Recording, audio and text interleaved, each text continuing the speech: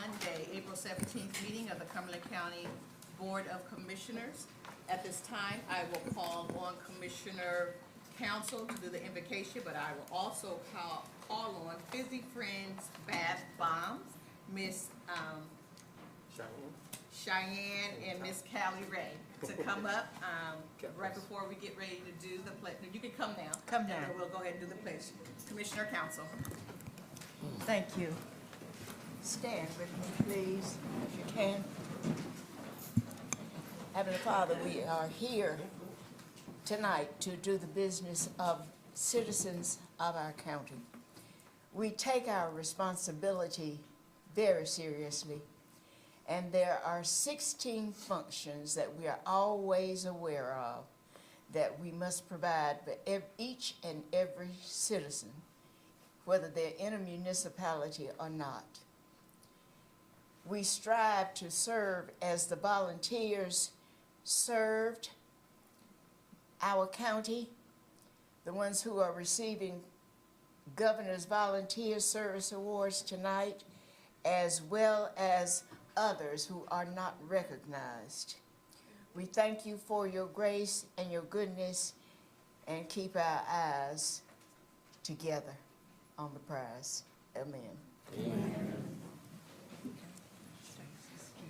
I pledge allegiance to the flag of the United States of America and to the republic for which it stands, one nation, under God, indivisible, with liberty and justice for all.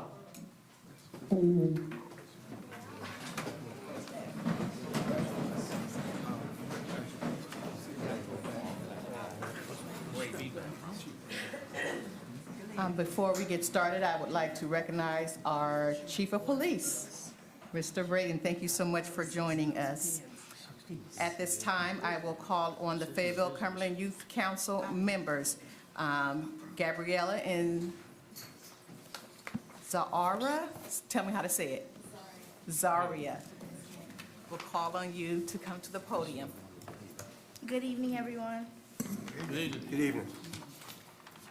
My name is Zaria Blue Hardy. I am a senior at Cross Creek Early College High School, and I am a member of the Fayetteville Cumberland Youth Council. And my name is Gabrielle Hill, and I am a senior at Cumberland International Early College High School, and I am a member of the Fayetteville Cumberland Youth Council.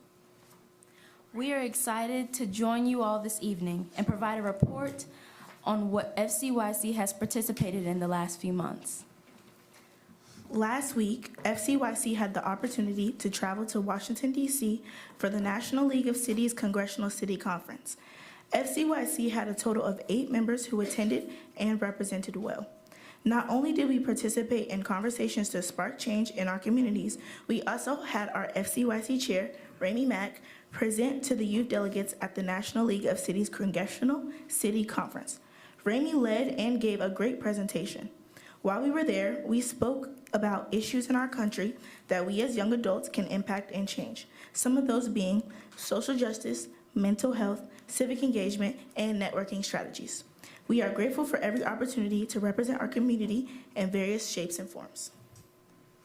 FCYC is passionate about creating change in our community and surrounding areas. In the month of May, we are planning on emphasizing on combating the litter crisis in Fayetteville, Cumberland area. We are excited to announce the launch of our Give to Gaia Earth Day art competition. Named in reference to the Greek goddess of the earth, students will have the opportunity to submit artwork in celebration of nature and the beauty of our earth. FCYC looks forward to participating in the Fayetteville Beautiful Cleanup Day on May 6th. We will be spending the day beautifying our area and creating lasting change. Thank you for your continuous support of the Fayetteville Cumberland Youth Council, and we thank you for giving us this opportunity to speak. Have a great night. Thank you for all of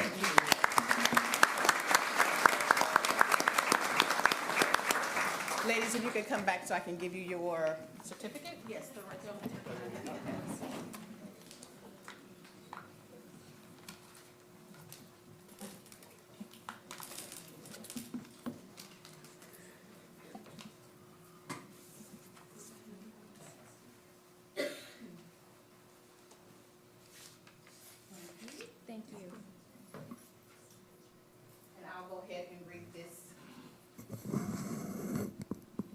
and it's a certificate of appreciation for outstanding service as a voice for youth in Cumberland County community and for focusing on the betterment and promotion of our community from the Cumberland County Board of Commissioners, dated this 17th day of April.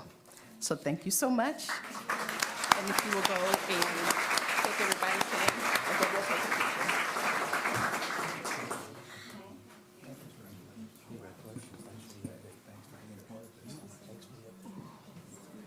Hey, man, I can't shake it right now. My arthritis is acting up. You all did a good job. Thank you for your job.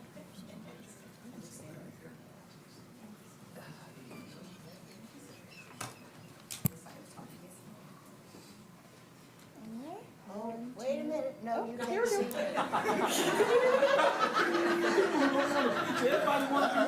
I think you're rubbing off on everybody. All right, on three. 1, 2, 3, and one more. Thank you.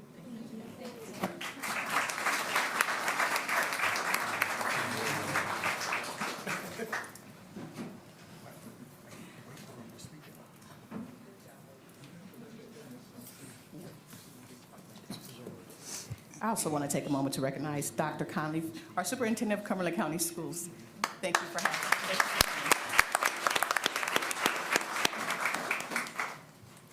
At this time, I would like to recognize the recognition of the 2023 Governor's Volunteer Service Award.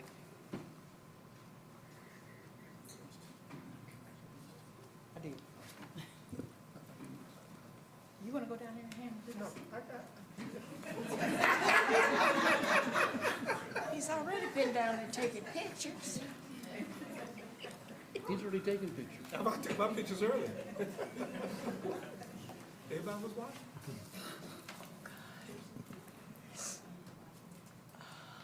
What you think?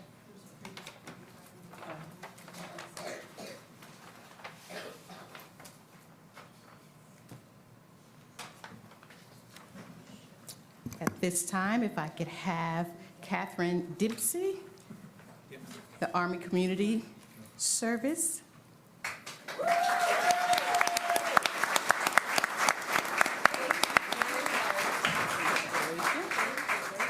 Miss Liz Hart, the Fayetteville Animal Protection Society.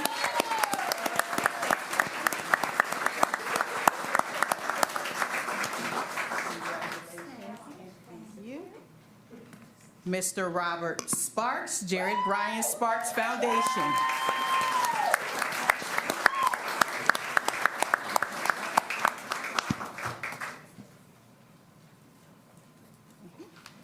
I have Elaine Salibi from the YMCA of Sand Hills.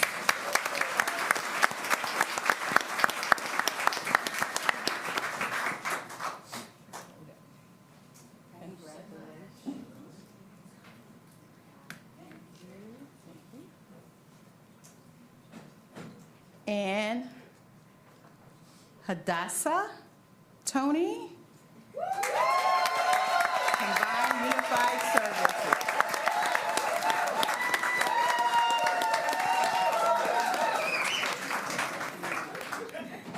Carol Ballard, Fayetteville Urban Ministries. Not able to attend, but we still have her. And David Ikes. Did I say that right? Cape Fear Community Emergency Response Team.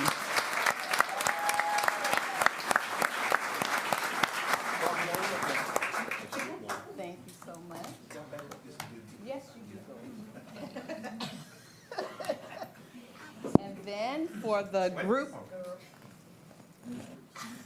Oh, you just want them by themselves? That's a different category.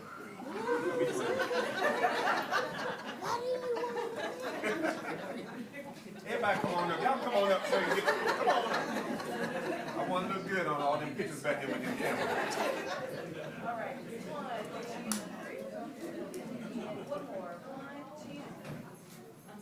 Don't y'all move. All y'all come on up.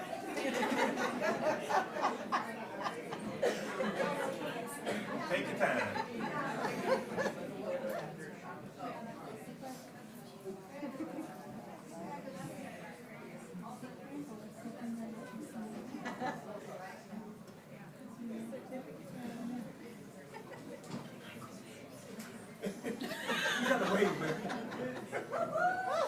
Wow, wait a minute. The chair is sexy. All right. All right. Stand right, come on, this way. Now you're hard work. Thank you. Thank you for all your hard work. I appreciate you representing myself.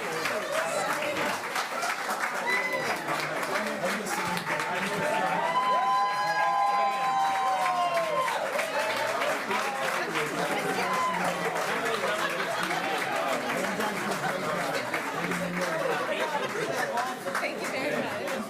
Let me read that. I'm going to read this real quick.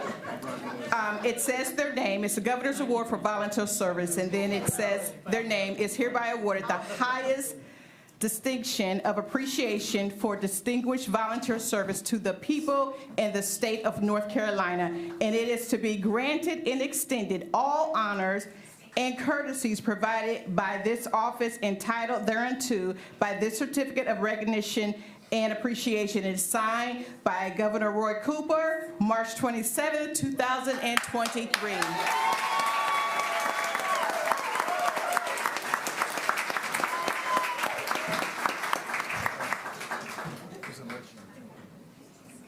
Please forgive me, my vice chair is clearly not a woman, and he does not understand what's happening right now. Okay. Hey, here you go.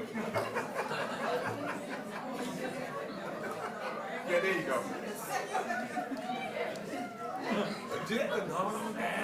Y'all talking about me. Sit down, work in the audience. Hey, never mind. We're leaving now. We'll have them stand up for the different things that they And neither does Commissioner Council anymore. Glenn? Glenn? I understand, we're waiting on you. Glenn?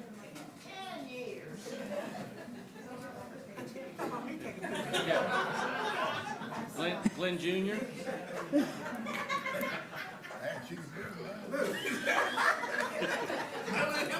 I will move on. And now the Governor's Award for Volunteer Service. This is in the category of groups. It says, this is to certify that Steve N. Joy Morris is hereby awarded the highest distinction of appreciation for distinguished volunteer service to the people in the state of North Carolina, and it's to be granted and extended all honors and courtesies provided by this office entitled thereunto by this certificate of recognition and appreciation. Steve and Joy Morris.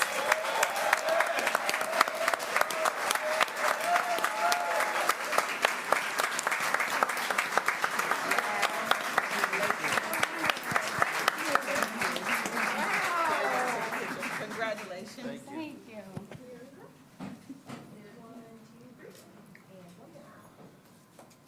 Oh, I forgot about. I'm coming down to y'all. I'm coming down. Now y'all talk there. Back up. Everybody want to be in my picture though. They gonna call you Glenn Jr.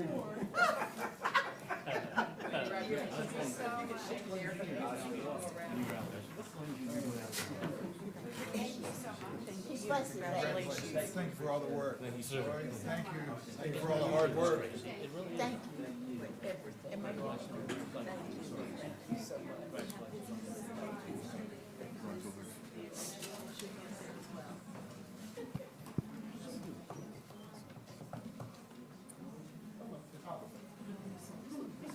Yay. Even they going in the pictures. Standing right here. Don't be forward walking. She got that forward. Y'all saw that, right? Y'all saw that. I tell y'all what. I tell you the things. Huh? Time last. Time last. We in the middle. You stay right there.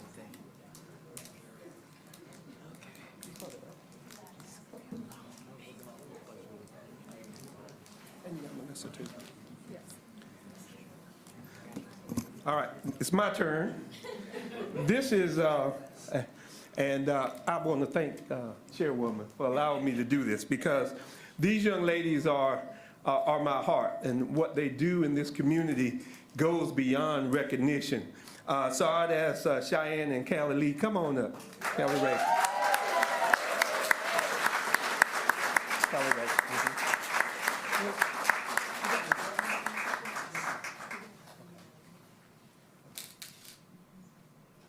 Come on right now.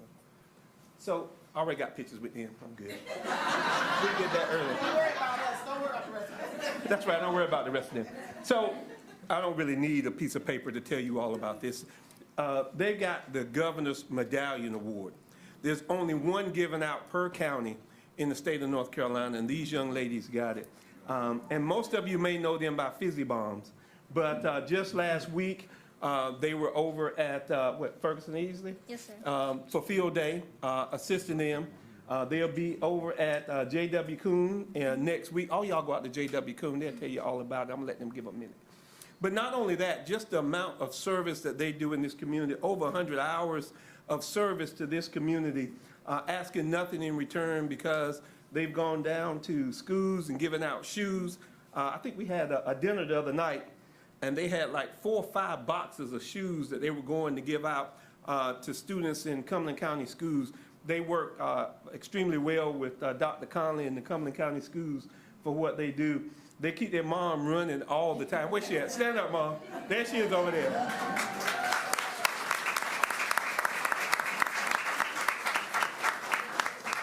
They ask nothing in return for their service and what they do on a daily basis.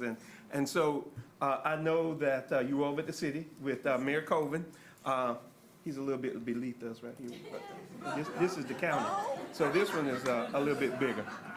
So this is the certificate. The medallions are not here. So we have to bring you back when the medallions come, so everybody can see the medallions, because the medallions are going to come from the governor. But this is hereby awarded the highest distinction of appreciation for distinguished volunteer service to the people and the state of North Carolina, and is to be granted and extended all the honors and courtesy provided by this office, entitled thereunto by this certificate of recognition and appreciation, the Governor's Award for Volunteer Service, and the Medallion Award. Thank you, ladies.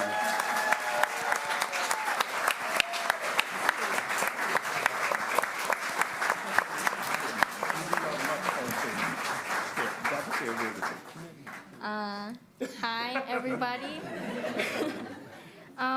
Thank you guys so much, because this isn't me and Cheyenne's award. This is all of our awards. So you guys are awesome for doing this. Thank you for everyone that's supporting us, especially my mom, our biggest cheerleader.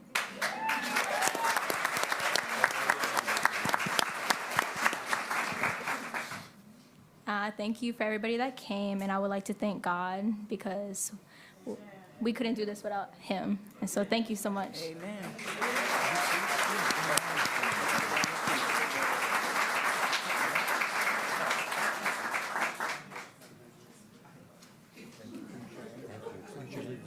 Cheyenne, thank you for all your work. Thank you for all that you do. You all do it together, don't you? Oh, that's marvelous. That's marvelous.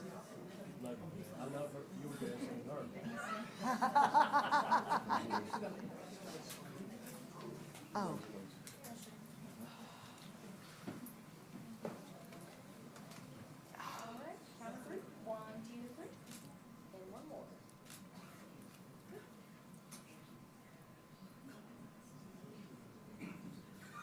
Now, all the folks that's here that she's touched or y'all know about, to stand up. Let them know that y'all really appreciate them for what they do.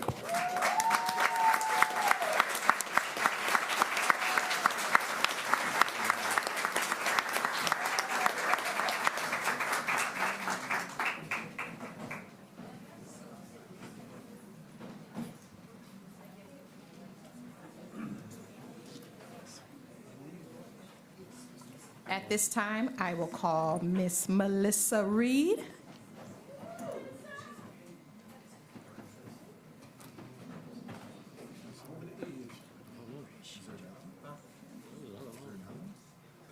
And this is a certificate of appreciation to Miss Melissa. It says, Melissa A. Reed is hereby awarded the highest distinction of appreciation for her dedication to the community of Cumberland County, for her service to the United Way, and for her hard work and perseverance in the inaugural Over the Edge event. The Cumberland County Board of Commissioners acknowledge and celebrate the efforts of her commitment and her leadership. Thank you, Melissa.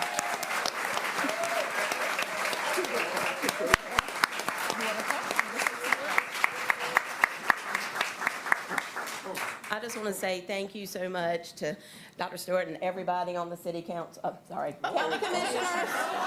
Sorry.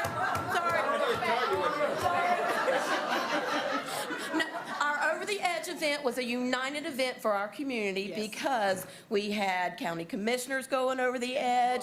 We had Commissioner Glenn Adams out there supporting us. We had city council. We had Chief Braden going over the edge. We had Fort Bragg, and it was just a wonderful way for our community to live united. And as they know, Friday was my last day with United Way, but I'm still going to be here with all these wonderful volunteers. So thank you so much. Madam Chairwoman, Amy Navejas, who is the CEO of United Way, is at the back door, and Yes. she needs to wave. Yes, thank you. I'll give them a picture. Where is that?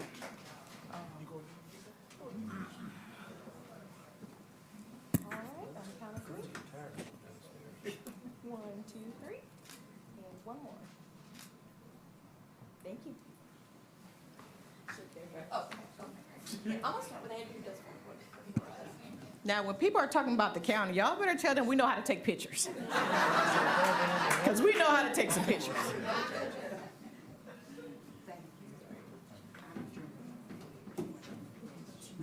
Okay, we're getting people for Over the Edge for next year. That's right.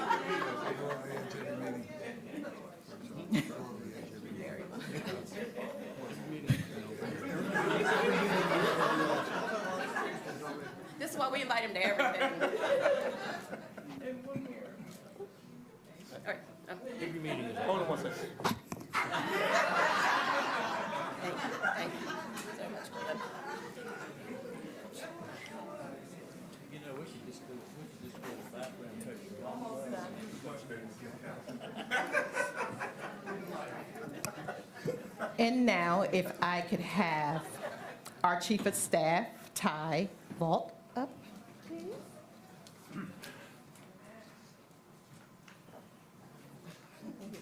Oh, that goes in there?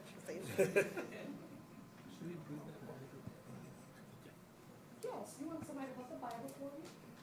Come on, parents, hold the Bible. They're way back in the back. Oh, no, they're on the back row.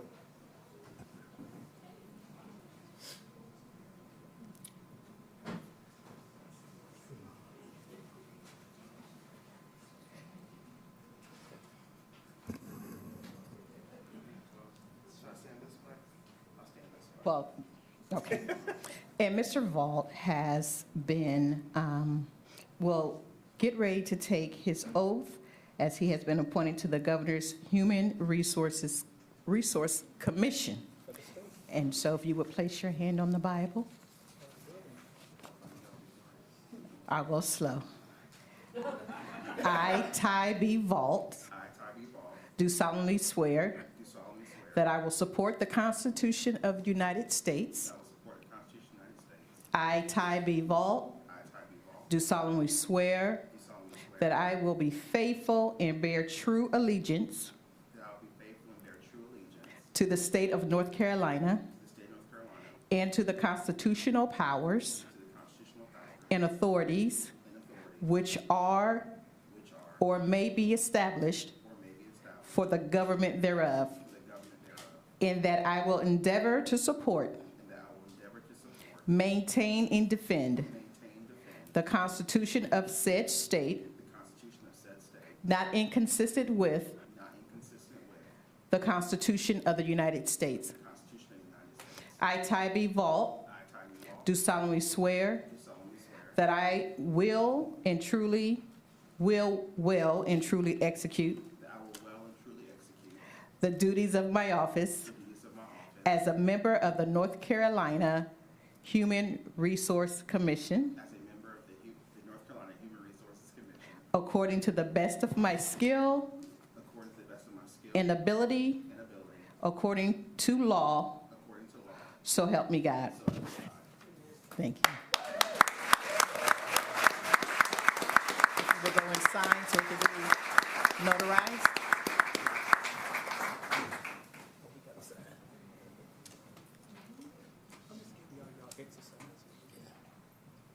Y'all not sitting down. See, they ready for the picture, see? Look Part at of our that. fitness program. Finally, see your dad, you talk about all the time. Yes, yes.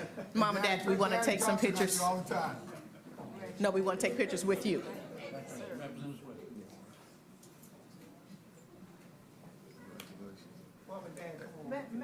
Parents, come on this way, please. And Mr. Paul, Yes, sir.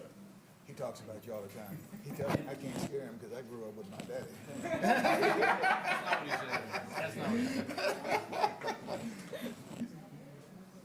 All right, count of three. 1, 2, 3. And one more. Got it. Thank you. Congratulations.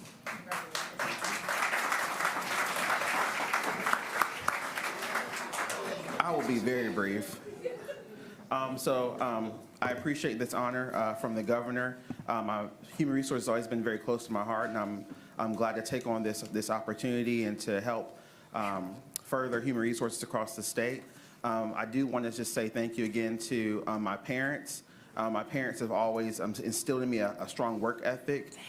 They have never allowed me or my brother to say we can't do something because of some other skin color, whatever. It's never been an excuse in my household, and they've always pushed me far.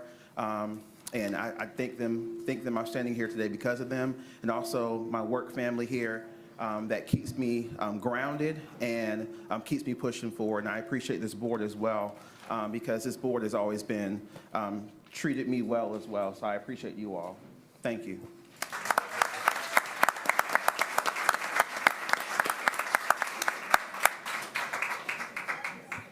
Thank you, and congratulations again, Ty. Just let me mention that the NCACC district meeting was hosted by the Cumberland County Board of Commissioners on Thursday, April the 13th, at the Fayetteville Tech Community College Cumberland Regional Fire and Rescue Training Center. The event featured updates from Cumberland County. Vice Chairman Adams is the District 6 Director, and legislative updates. Cumberland County hosted District 3 and 6, as well as state legislators at that time. And we want to say thank you to the NCACC, FTCC staff, the Fire and Rescue Training Center staff, and Cumberland County staff. You all did an amazing day. Miss Andrea Tebby and Miss Iva did a phenomenal job in decorating and making sure that everything went well. So now we will move on to our public comment period. Manager Greer, if you would read the policy, the public comment policy, please. The public comment policy. The public comment policy period shall last no longer than 15 minutes. The time may be extended at the discretion of the board. Each speaker will have a maximum of 3 minutes to make remarks until the 15-minute limit is obtained. No time may be yielded to a speaker by another speaker. Speakers will acknowledge themselves by the board in the order in which their names appear on the sign-up sheet. Speakers will address the board, begin their remarks by stating their name and address. Public comment is not intended to require the board to answer any impromptu questions. Speakers will not discuss matters regarding the candidacy of any person seeking public office. Speakers also will be courteous in their language and their presentation. Personal attacks will not be tolerated, and written comments and/or supporting documents may be left with the clerk to the board. Thank you. Madam Clerk, are there any speakers? We have 4 speakers. Our first speaker is Jason Moranis. Mr. Moranis? Okay, our second speaker. Mr. Billy McKinnon. Good evening, Mr. McKinnon. If you could turn the mic around. Thank you, I apologize. Well, what's been said before, this has been mostly. Pull your microphone in. This has mostly been a love fest, but what I gotta say is not so much so. The reason I came today, my name is Billy McKinnon, and 547 Frank Street, Fayetteville. That's a property that we own. It was built. Was built in 1935 by my grandmother, who passed away. She had a sister who had a life estate there until she passed away, and then it passed to me and my brother. I sold my interest to my brother, and then he passed away a few years ago, and he willed it back to me. He was up in Durham at the VA getting cancer treatment when the city ordered him to remove the shutters from the house because the house had been closed up. And that was a bad idea because that's when people started, homeless people started to break in property. That was on September the 9th, 2017. I guess they were doing drugs in there, and then they started a fire, and it did mostly damage. The Fayetteville Fire Department estimated the content damage was about 15,000. Actually, it was more than that. There was a lot of smoke damage, and recently the city ordered me to re-shutter the place, and that cost me $1,800. First of all, I don't think the city had the authority to require my brother to take the shutters down, and now I put the shutters back. Last year, and this was in late summer last year, I spent about $13,000 putting a new roof on the house. There was some underlying damage to the house. The house is in very good shape, by the way. There was a tree. I had a tree service place company. Spent about $1,800 to cut this pecan tree branches back because it was dropping leaves and debris on top of the house. In late summer, October, I spent about $5,000 putting a new, it was pressure washed and then repainted. And of course, that's when the homeless people started coming back. Now I gave you, you have a letter there, and it describes the fires and the arson and the vandalism and the loitering and the trespassing. It's just an ongoing problem over there. Let me describe where it is. Frank Street, it's about 15 minutes from here. It's bounded by Moore Street, Hillsborough Street, Cumberland Street, and Old Orange Street. Okay. You can finish your sentence. Okay. Can I finish? Your sentence. That's it? 3 minutes. Yep, there's a 3-minute limit.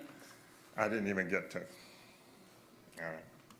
You can email us, but we do have your letter that you sent to the city.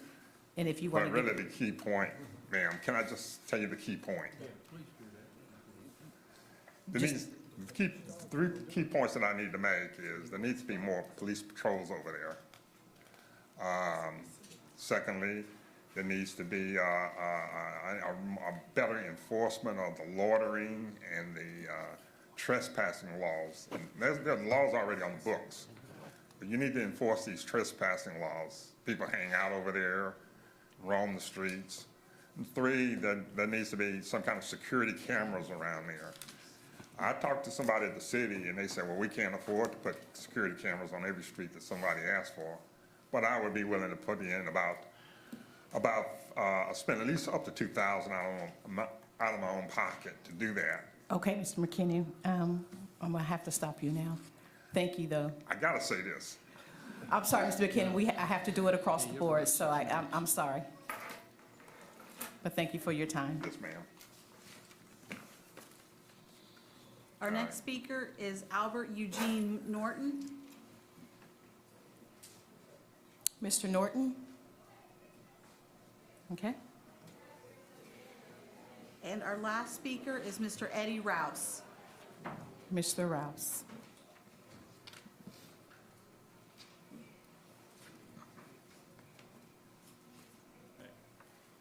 Thank you guys for allowing me to be here. My name's Eddie Rouse, live at 3361 School Road.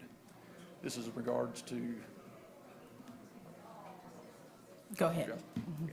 So the issue that I'm here for tonight is to discuss the Long Branch subdivision, the addition that's being built onto the properties behind us, the land behind us. So, get this pulled up, I apologize. So I'm a volunteer fireman, captain with Grace Creek Station 18. And due to the end of our area not having water, as far as hydrants, placing homes closer together on such small lots will become an increasingly high fire risk.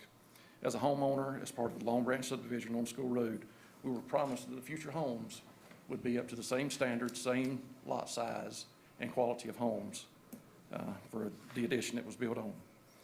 As we stand, the current size lot's 2.5 acres. Back up. Want to ensure that the information that we're provided will actually allow us to make a better decision, allow you guys to make a better decision whenever it comes to the rezoning of this property. So, as we stand now, the current size of the lots are 2.5 acres. If one of the houses were to catch on fire, it is very unlikely that any of the adjacent homes on either side would stand any possibility of catching on fire. With the way it's being proposed to us now, with the smaller lot size and homes being placed much closer together, the hazard's tremendously increased. You guys have been around to several subdivisions where there are homes in close proximity to one another. And with us at the creek having such little access to water, we're relying 100% on our volunteer fire stations. And hopefully there's neither the city of Fayetteville coming out to provide water for us from time to time. So with the size of lots, whenever you put homes on those size lots, the people are going to end up having to park in the street. Not a lot of the folks are going to be parking on the road or in their driveway. So essentially what I'm getting at is the fire apparatus is as we're trying to make our way through, we end up having to set a drop tank. Some of you, I would hope, understand what I'm getting at. But with setting a drop tank, you use up the majority of the road.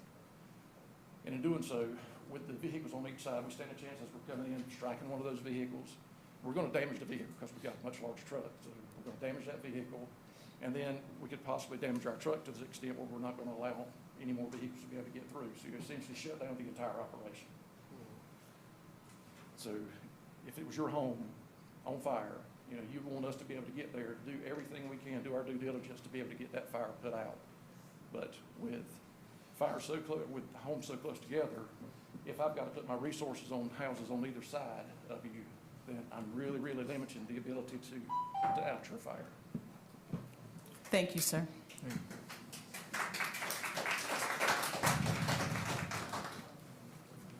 And now we'll move on to presentations. Manager Greer, if you would introduce the next item and the next presenter, please. Yes, presentation 2A, behavioral health update provided by Alliance Health staff. Vicki Evans, Finance Director, will introduce the Alliance staff and they will provide the presentation. Good evening, Chairwoman Stewart and Commissioners. Good evening. Mid-March, staff met with Alliance Health along with Commissioner Adams and myself, who are board members of, and I'm sorry, it's not Alliance Health, Alliance MCO. They are the managed care organization for Cumberland County for behavioral health services.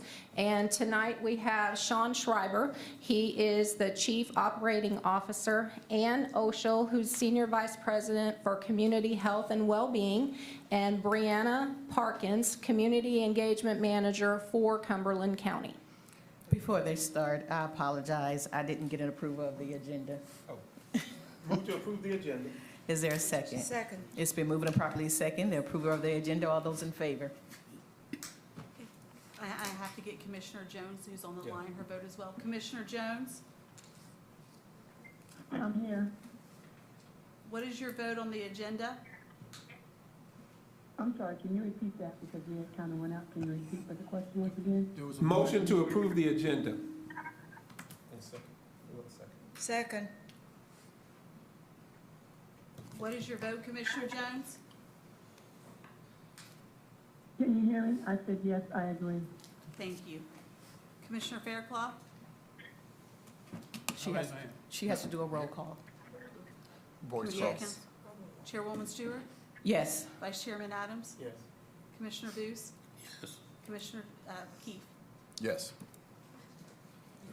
Unanimous. Thank you. Thank you. Thank you, Madam Chair, Commissioners. First of all, our CEO, Rob Robinson, wants to send his regrets. He was unable to be here this evening. It's our board's executive committee where he had to report, so we'll fill in his stead. What I'd like to do is just review a little bit about some of the challenges that you're facing in Cumberland County, and actually these are nationwide challenges. Coming out of COVID, you may be hearing that there really is a child behavioral health crisis and a behavioral health crisis across the country where individuals are not getting the access to care they need. Locally, some of the things we're facing are access to residential services for youth who need special treatment.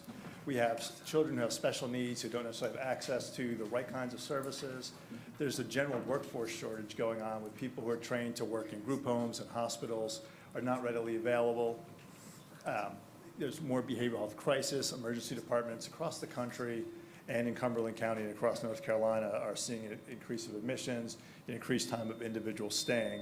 And the opioid use disorder is still on the rise. So as we come out of parts of COVID, the residual mental health crisis I think was just starting to show its face has really been out. And so what Alliance has done is take a look at how can we expand services that are unique and meet some of those challenges to each of the communities we serve. So we are happy to report in Cumberland, we're able to bring several new services online and additional services will be coming on for youth. I think one of the big services that we're most excited about is something called MORS. It's a mobile crisis outreach service.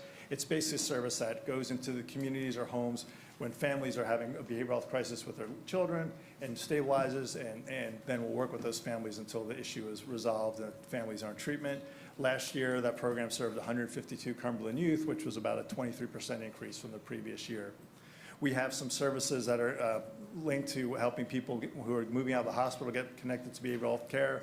Another exciting service coming online is the Sally Hill Group Home. This has been a partnership with Cumberland County that's long in the making, where the county was generous enough to donate a group home for youth. We've hired a provider who will run that service. The service is going through its final licensure review this Wednesday, and we hope by May 1st for that to be operational. And that will be a service that serves children who are in a crisis, typically who might be brought to a DSS office, a group home that can't meet their needs in an emergency department. These children will be able to go to this home-like setting instead. Additionally, we know, unfortunately, because there still is a shortage of needed services, there are children who sometimes get placed in settings that are not ideal. We started a service called Therapeutic Relief.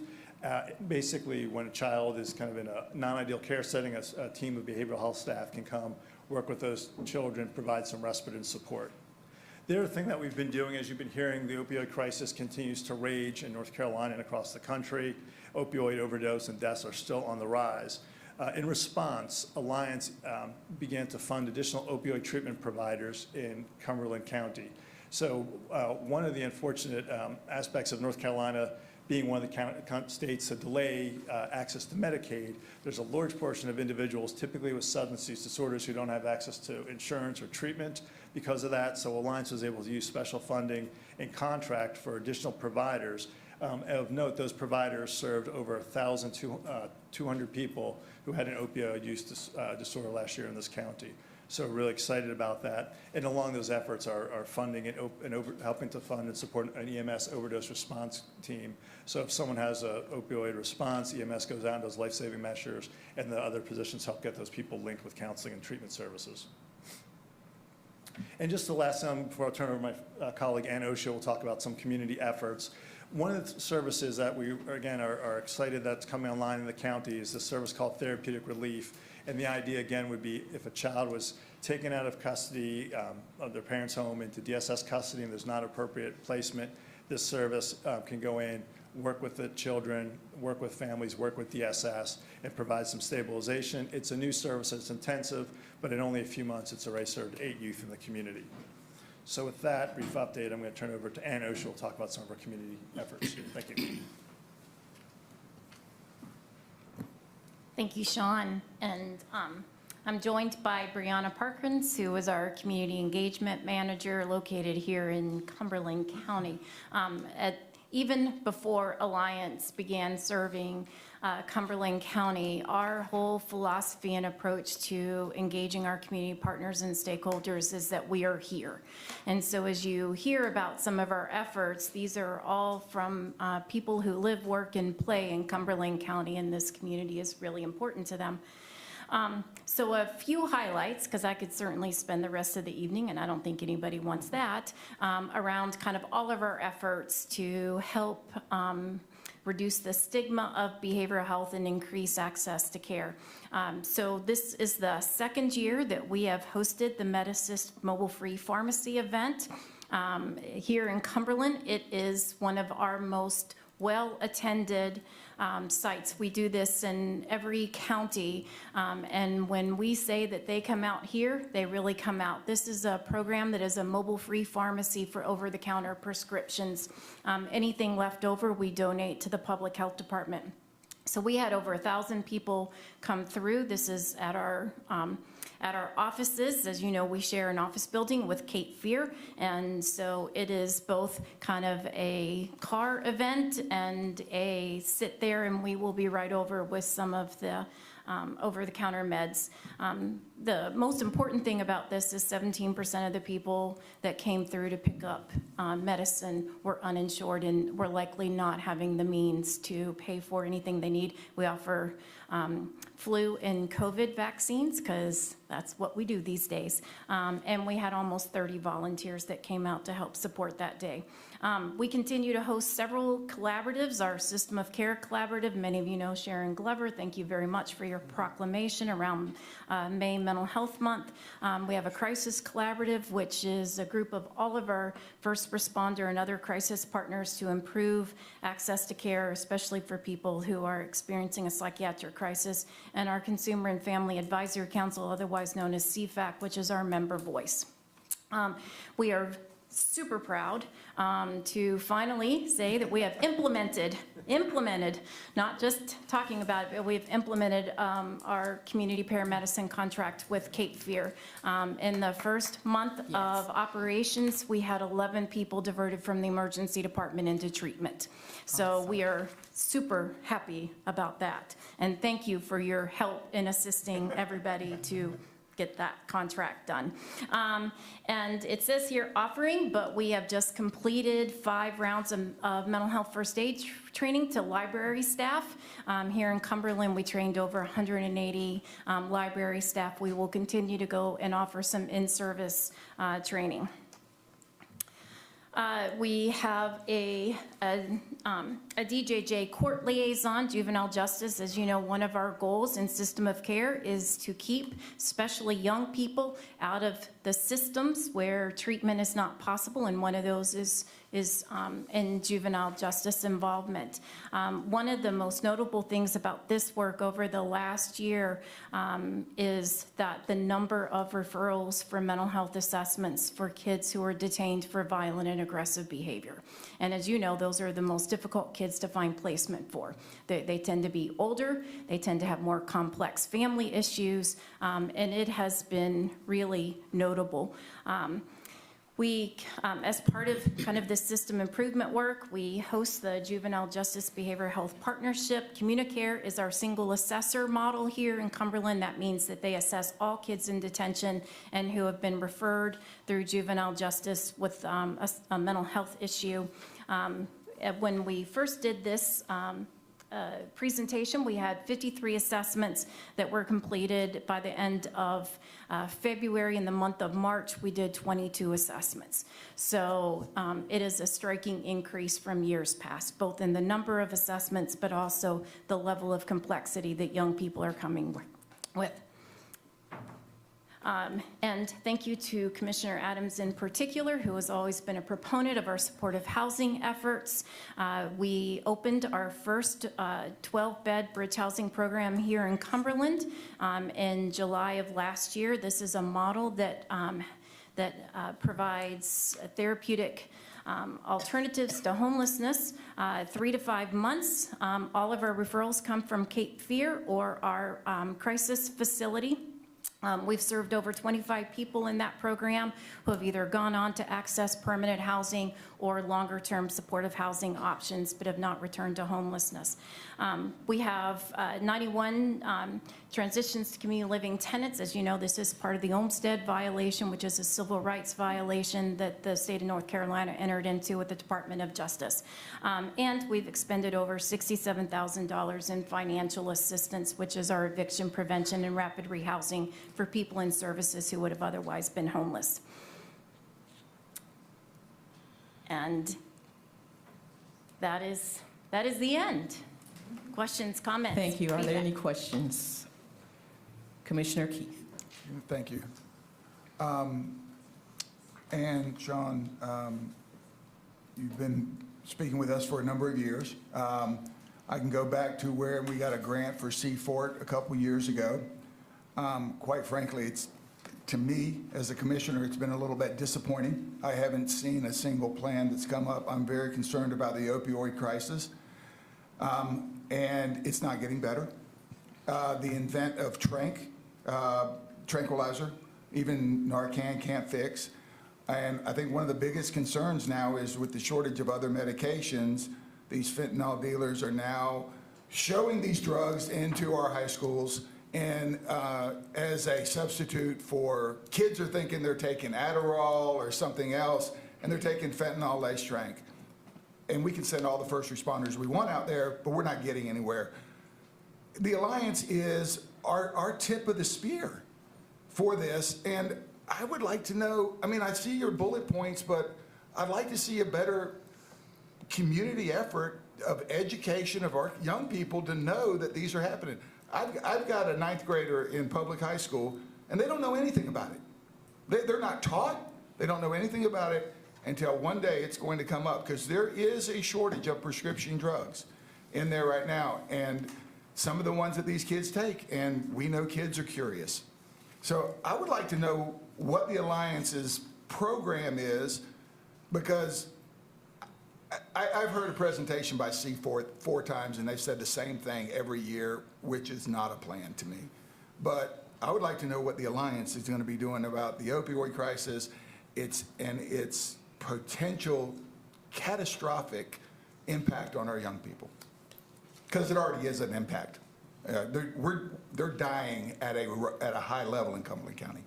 Thank you. Commissioner Adams. Whoa. I'm asking a question. Oh, Whichever one want to respond, Sean or whatever. So I didn't see anybody moving in. those are good questions, and this is obviously a huge systemic problem. I do think the thing that we are doing as a contracted agency of the state that's primarily focused on developing treatment services for individuals, some early intervention treatment, which Ann's department does, a lot of community education, and obviously there's room to improve. We could do more in the schools. But I don't think you can underestimate how increasing access to medication-assisted treatment is a big step. Just 2 years ago, there were 1,000 people in this community who didn't have access. Now they do, and we're going to continue that. We're working to bring on other forms of Medicaid expansion. There's going to be new money to pay for these things. Additionally, Alliance, and I'd say North Carolina, as a state that didn't expand Medicaid, had to use dollars that were available to the whole country to build whole systems, prevention programs, residential treatment. In North Carolina, because there wasn't treatment dollars, that money is going to provide treatment. We're hoping with Medicaid expansion, those dollars can get reversed in dollars that we're paying for individual care, which should have always been paid for by an insurance company. Medicaid expansion will take care of that, and hopefully these dollars can help us grow and expand more flexible services. I don't think we have I couldn't point to you that we have a 100% roadmap yet, and Medicaid expansion was recently announced. And we know once you put people in opioid treatment, it's sometimes a lifelong treatment. So we have to make sure we have funds. If we start someone in care, they can continue. And I think the other thing we're doing a lot of is looking at people leaving jails. That's an extremely risky time for individuals. Does the Alliance have any position on, to me, this is like treating people with lung cancer who have already gotten to that point. You know, we all hear that the ounce of prevention. Yes? No, I said bless you. I'm sorry. Somebody sneezed. But I'm just amazed that we put all of this money, and unfortunately, this drug is so addictive that most people don't come off of it in some manner. They may mitigate it and may live with it and be in treatment for it, but the kids just don't know about it. They really just don't know about it. And, you know, we started with opioids, and now we've gone past opioids, really, with this new stuff. And believe me, I'm not being, I just want a plan, because I think that these kids need to know and their parents need to know about how deadly this stuff is, because they'll start having friends that die of it. Understand. And we can, to your point, we can follow up with Dr. Conley and see if there's a partnership that we can do with the schools. We did host, and we're still hosting it everywhere we go, a Lock Your Meds campaign that talks to parents and adults around the importance of keeping medications locked up. As part of that campaign, we offer medication disposal packs. So, I mean, fentanyl looks like Skittle these days. It does. And, you know, and we hear about kids taking aspirin and grinding it up and snorting it. I mean, you know, it goes on and on and on. And so we will certainly follow up with Dr. Conley and his staff to see if there's anything more that we can do in the schools. And as you know, we're partnering on the opioid settlement money here in Cumberland County. Well, I'd appreciate it. Thank you for listening. Thank you. You done? Oh, no, I could talk for hours. Okay.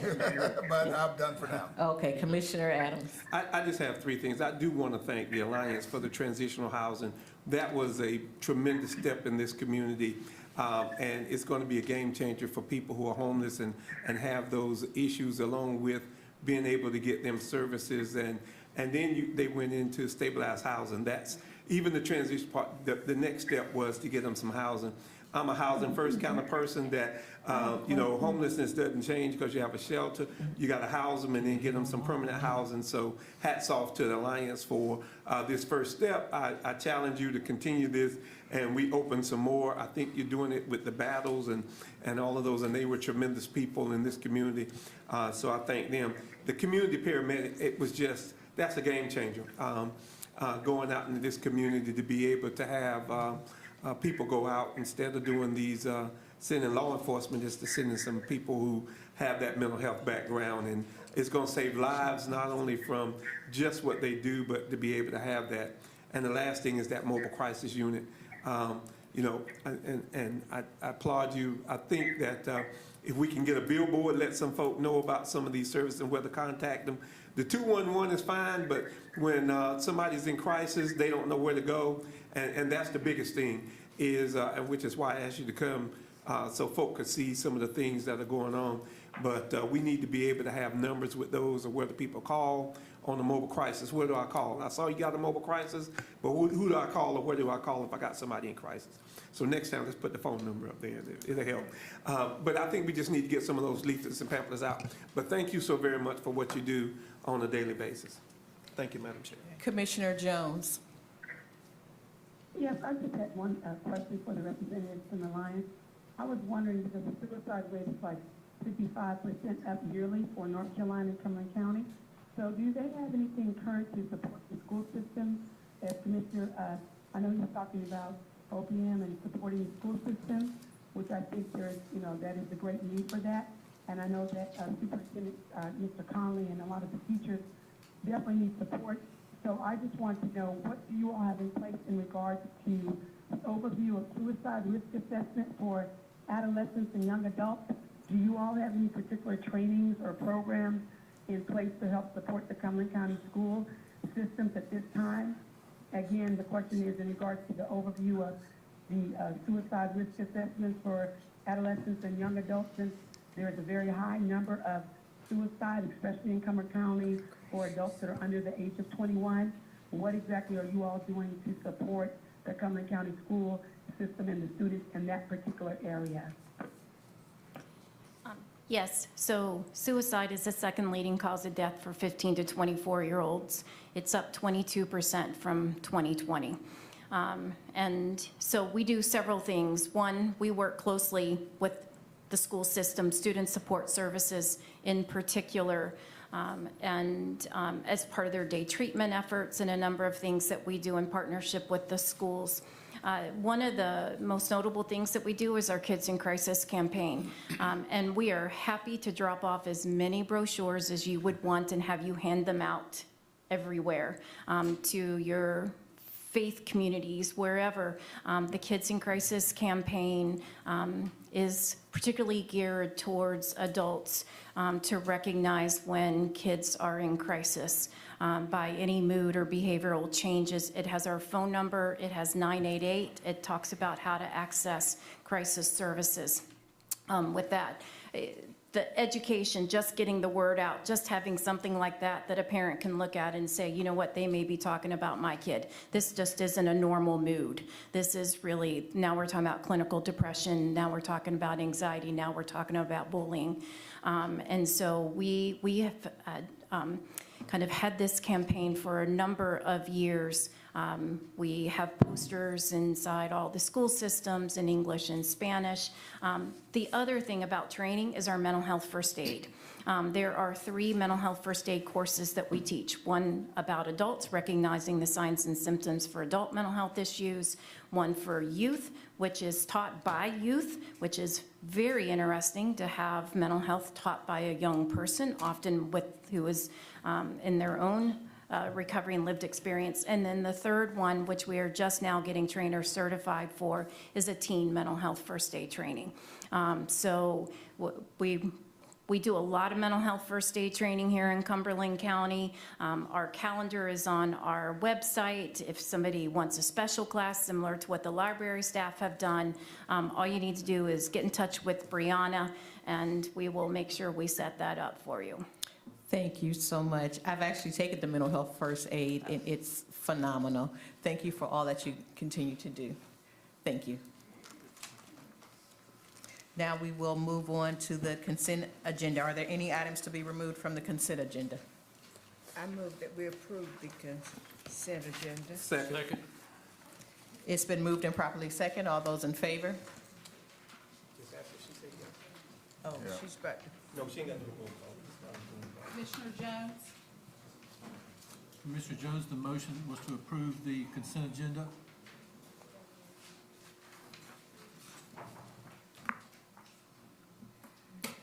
Commissioner Jones, do you approve the consent agenda? Yes, I approve. Can you hear me? Yes. Thank you. Unanimous? Yes.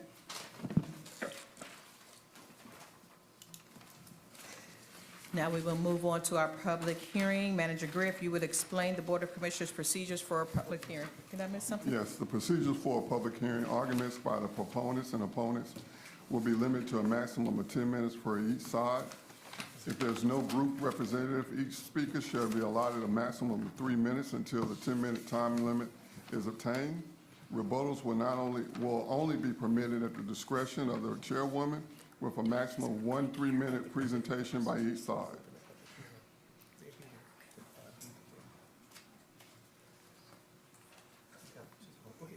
Thank you. All right, good Hello, Ms. evening. Newton. Oh, sorry. Go ahead. Okay.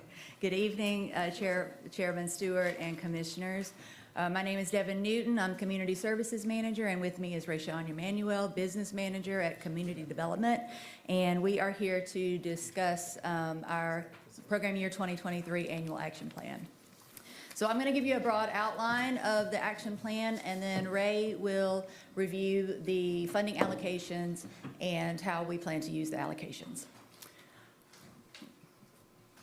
Okay, so each year the county receives entitlement funding from the United States Department of Housing and Urban Development, which includes the Community Development Block Grant, or CDBG, and the Home Investment Partnerships Program, or HOME. In order for us to use the CDBG funding, our projects and activities must meet one of 3 national objectives. It must principally benefit low to moderate income persons, eliminate slum and blight, or meet an urgent need such as a presidentially declared disaster. At least 70% of the CDBG funding must be used for the benefit of low to moderate income persons. The home funds are used to address housing needs, housing-related activities, and we do this through partnerships with public and private entities. So In order for the county to maintain its entitlement status, we have to submit documents to HUD every 3 years, including cooperation agreements with each of our 8 municipalities. This allows the county to use our CDBG and home funding in their geographic service area, and otherwise any municipality that does not participate would have to apply for funding through the state, which is much more competitive. So in addition to that, we are required to submit certain reports to HUD periodically. So every 5 years, the county submits a strategic plan, or what we call the 5-year consolidated plan. The current consolidated plan runs from July 1, 2020 through June 30, 2025, and the planning process involves obtaining input from the community, residents, and local stakeholders. Then each year, the department prepares our annual action plan, and that it outlines how we plan to use our funding allocations that we receive and the programs and projects that we plan to do each year.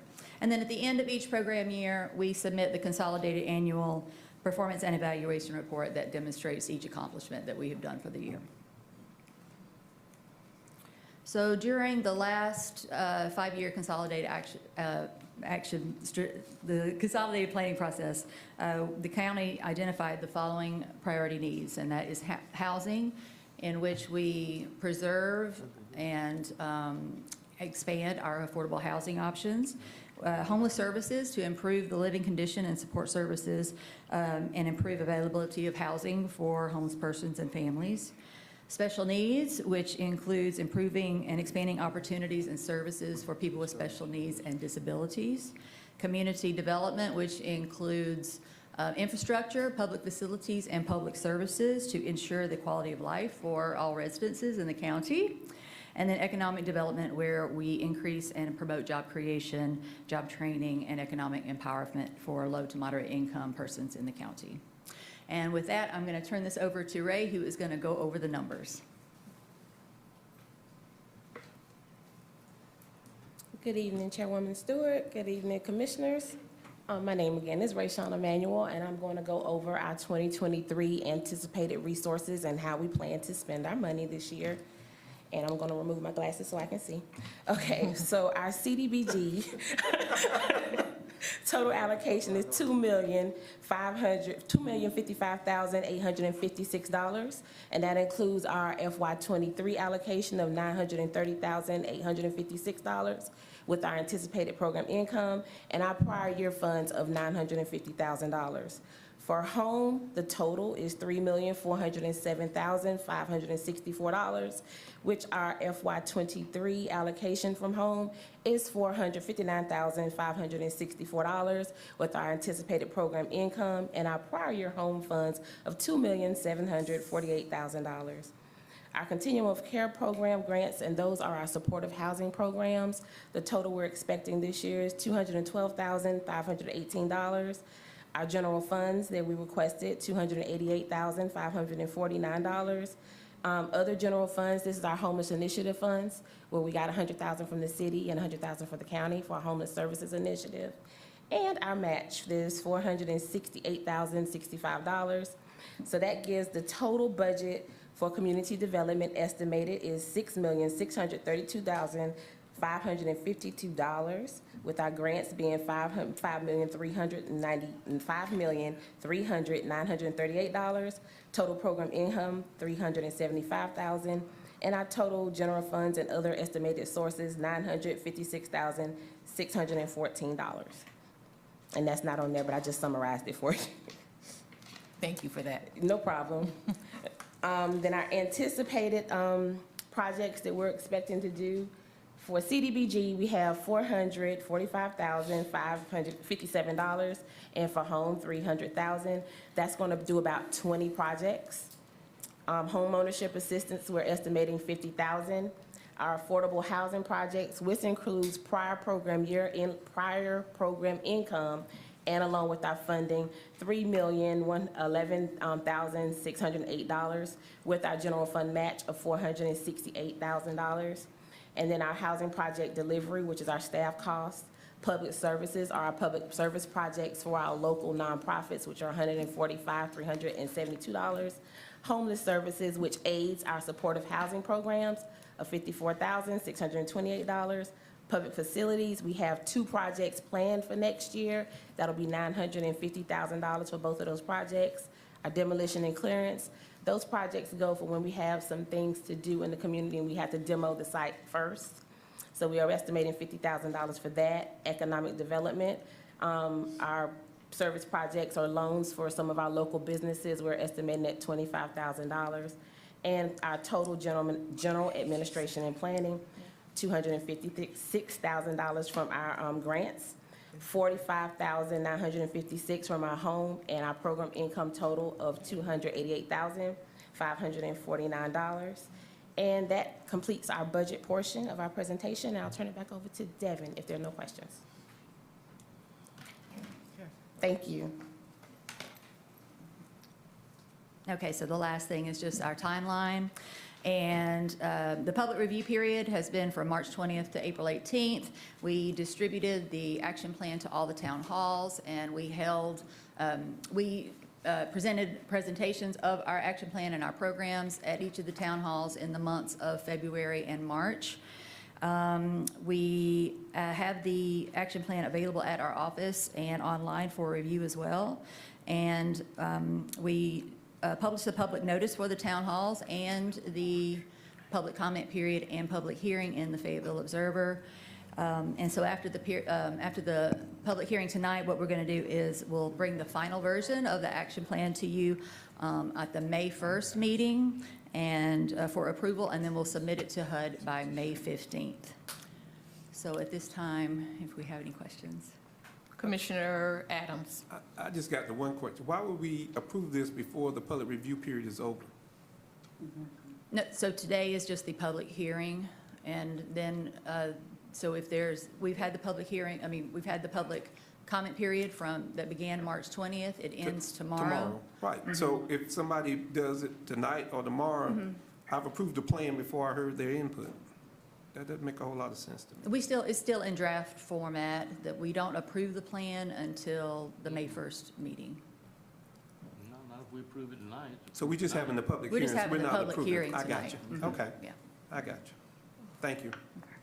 Commissioner Keith. Thank you. This is Commissioner Jones. I have a question. Somebody is speaking right now, Commissioner Jones. Just hang on, Commissioner. Okay, I got a couple questions. Recently, in the last few months, we have seen astronomical increase in the cost of construction. Or well, it doesn't really address, because according to the numbers that we're hearing, you can't do what you used to do with the funds that you have right now. I'm curious, I'm not so sure that the word is getting out for people to, or that they understand the services that are provided, because there's many times they'll come and they'll say, we put out this bid, but nobody responded. That builders, at astronomical prices that you're willing to pay for these services. So I am curious, how many people have given you feedback at some of the town meetings? We have had really good feedback at the town meetings, especially about the rehab program. A lot of people were very interested in that, and a few people have been interested in the home buyer assistance programs. Yeah, okay, so those costs are gonna be going up, right? If the cost of new construction is going up, renovation is going up too, right? So how are you addressing those? Are we continuing to do the same thing that we've done in the past? Because it would seem like we can't service as many people if we're doing that. Right. We are exploring some new avenues, like you say, trying to get creative so that we can serve more people with, to expand the dollar that we are receiving, because yes, the construction costs have really increased. Have those new creative ways, have you all talked about those? Do you have any that you could share with us, or is it just something that's in the planning stages now? Yeah, it's in the planning stages, and we'll gladly come and speak to you as soon as we have something. I had another question, and I've been a commissioner probably for way too long, but I've heard a lot of these, and it's very rare that you get positive feedback, or you get feedback, at a high level. But I noticed two of your priorities were homelessness and economic development. But in your budget, homeless services was basically less than about 1%, and economic development was about 0.5%, or 25,000. Am I reading that wrong? Because it just says economic development, but it doesn't really tell me if there's other economic development programs or other homeless programs, because it doesn't seem like $54,000 is going to go a long way in homelessness, or $25,000 in economic development. That is a great question, sir, so I'm going to help you with that. Thank you. Let me move my glasses so I can see. Okay, so what we're doing is $212,000 for our homeless programs.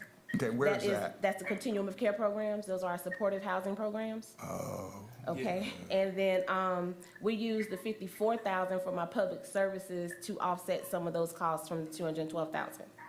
So we have 4 or 5 programs. Is it 5 this year with the new one? I think it's 5 new homeless programs that we have. We just received another one. So we'll be using those $54,000 to help with some of those costs. And is this just homelessness that is in the unincorporated areas, and we're really not attacking the Fayetteville and downtown? Because we see a lot of it there. Yes, sir. It is wherever it is needed. So it is a lot in the unincorporated areas. And then Robbins Meadow, of course, is our transitional housing program, but that's in the city limits. Okay, I thought with the HUD that we weren't, the earlier thing showed the organizational chart and didn't have Fayetteville in it. Right here. Commissioner Keefe, I'll tell you that the city of Fayetteville gets a whole lot more money out of their community development than the county. I don't know how much, if you know how much the city gets. It's just My point was they get money for their homelessness, we get money for our homelessness. Are we putting money into their homeless program? Yes, she just said this. But according to the participating jurisdictions, Fayetteville's not on there. It's just that Robbins Meadows is in the city. Robbins Meadow is our program located in the city limits. It's off of Wilmington Road. So they are a participating jurisdiction in it? No, they're just one of our programs. Our programs that we service transitional housing within the city limits, but it is funded by our COC programs. Could you tell me a little bit about the economic development program? Yes, sir. We have loans set up. We have a loan set up for $25,000 for some of our small businesses. In the last couple of years, because of COVID dollars, there hasn't been a lot of activity for our loan programs or requests for them. So we use those dollars for somewhere else, but we do have a couple of small businesses now in Hope Mills that are interested in our economic programs. So, but we're only allowing $25,000? No, sir. This is projected. We shore up our budget in September after our caper is finished. We fund our programs some more. So it could go up to $100,000 available. It just depends on what we have on the docket for that year for funding. Okay, thank you. You're welcome. Commissioner Adams. No, I'm fine. Commissioner Booth. Jones, I think that. Oh, Jones. Commissioner Booth. She's done? You go. Commissioner Booth. Thank you, ma'am.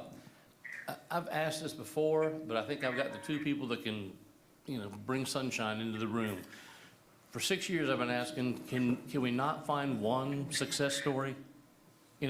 Timmy Jones was homeless out in Stedman, and with a loan from here and the homelessness thing and working with continuum of care, he's now finished his 2nd associate degree for free over FTCC, and that's him right over there, and he's hiring if anybody wants to work for him. But I haven't heard one single person. Millions and millions of dollars. There's agencies everywhere. There's religious organizations, strictly volunteer organizations, and everybody has a homeless tag on what they're doing.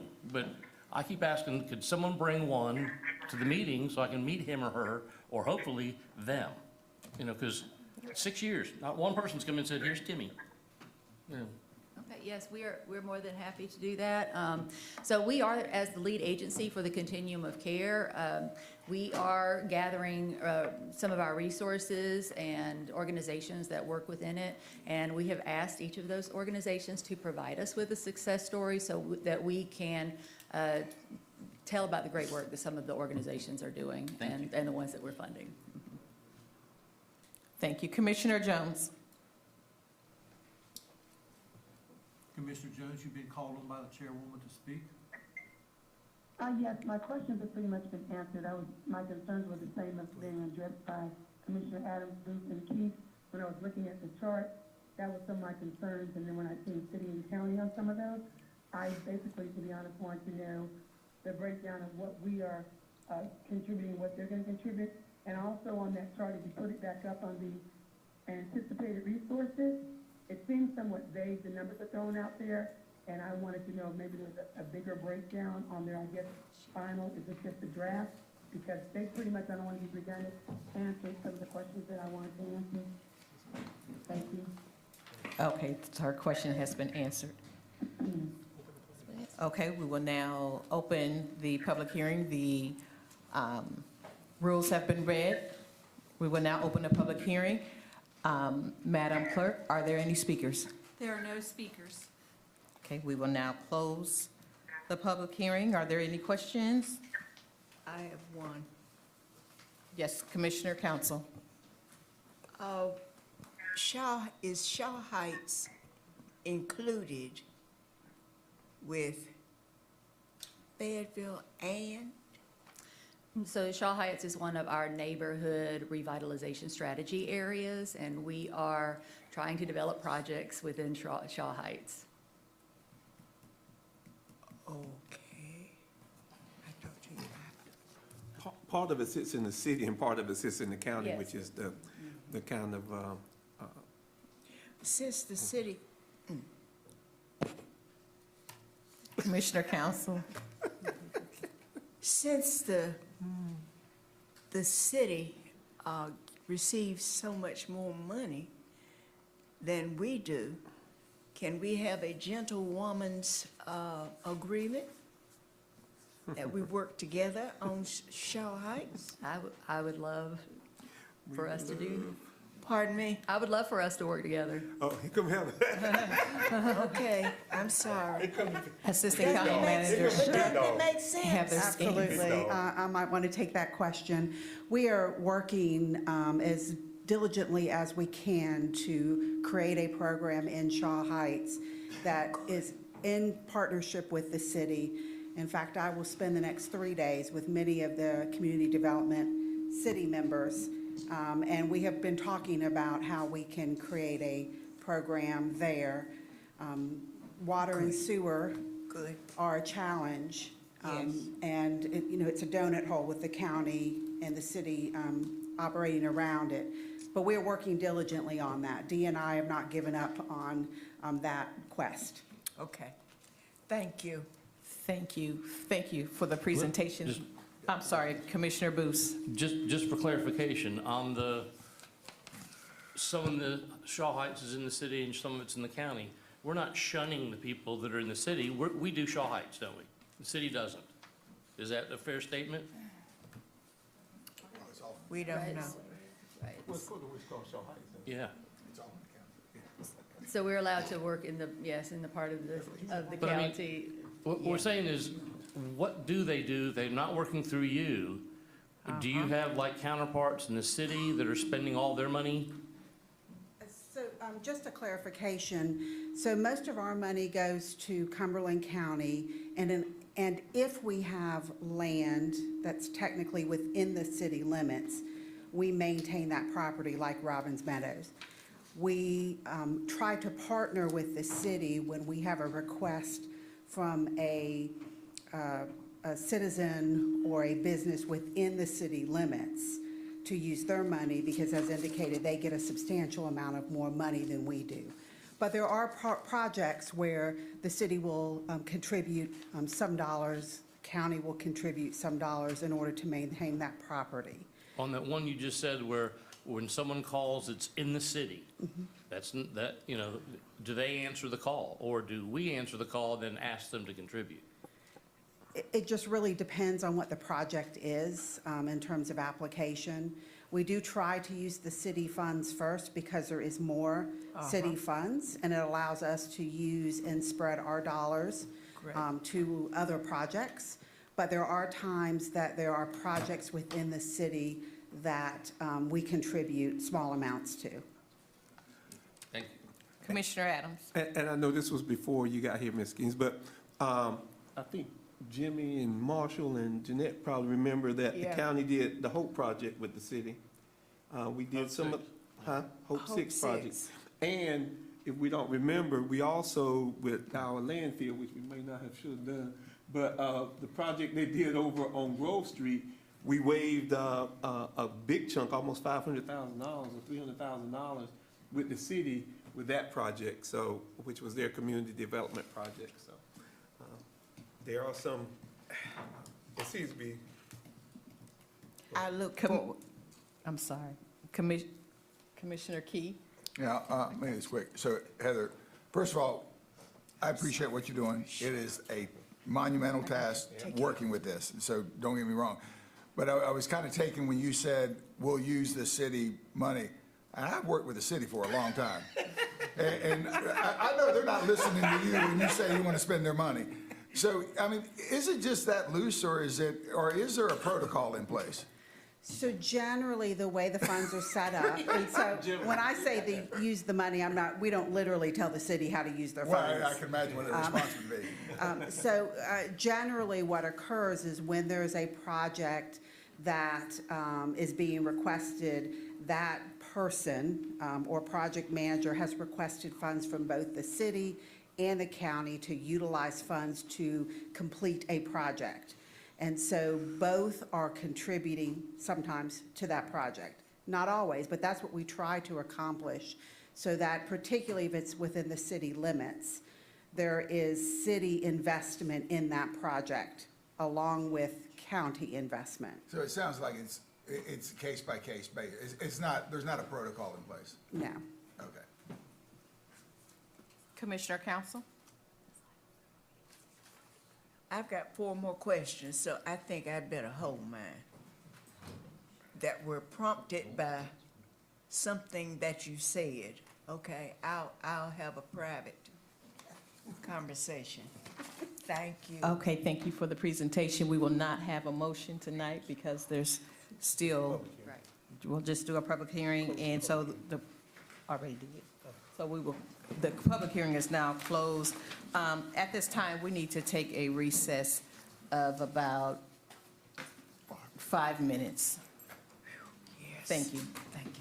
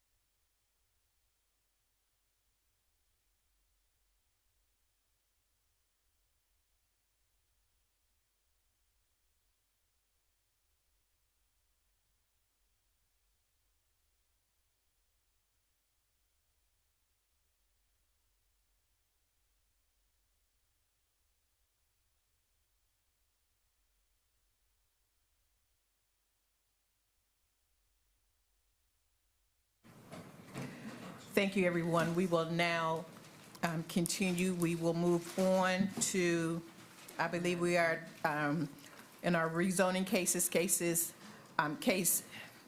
220078. Manager Greer, is that where we're at? Yes. Okay, if you will present the item and the presenter, please. Yes, for, Oh, I'm sorry. The policy, please. For the public hearing. We need to do it for the zoning public Okay. hearing. For the zoning public hearing, arguments for the proponents and opponents shall be limited to a maximum of 10 minutes for each side. If there is no group representative of each speaker shall be allotted a maximum of 3 minutes until the 10-minute time limit is attained. Rebuttals will only be permitted at the discretion of the chairwoman with a maximum of 3 minutes per presentation by each side. Okay, thank you. The first zoning case that we have is zoning case 220078, rezoning from rural residential district and C3 heavy commercial district to CP, CZ, planned service and retail conditional zoning district or a more restricted district for 1.66 acres located at 6283 and 6295 US Highway 301 South. Ross Howard, our Planning and Inspections Director, will present more information and answer any questions you may have. Thank you.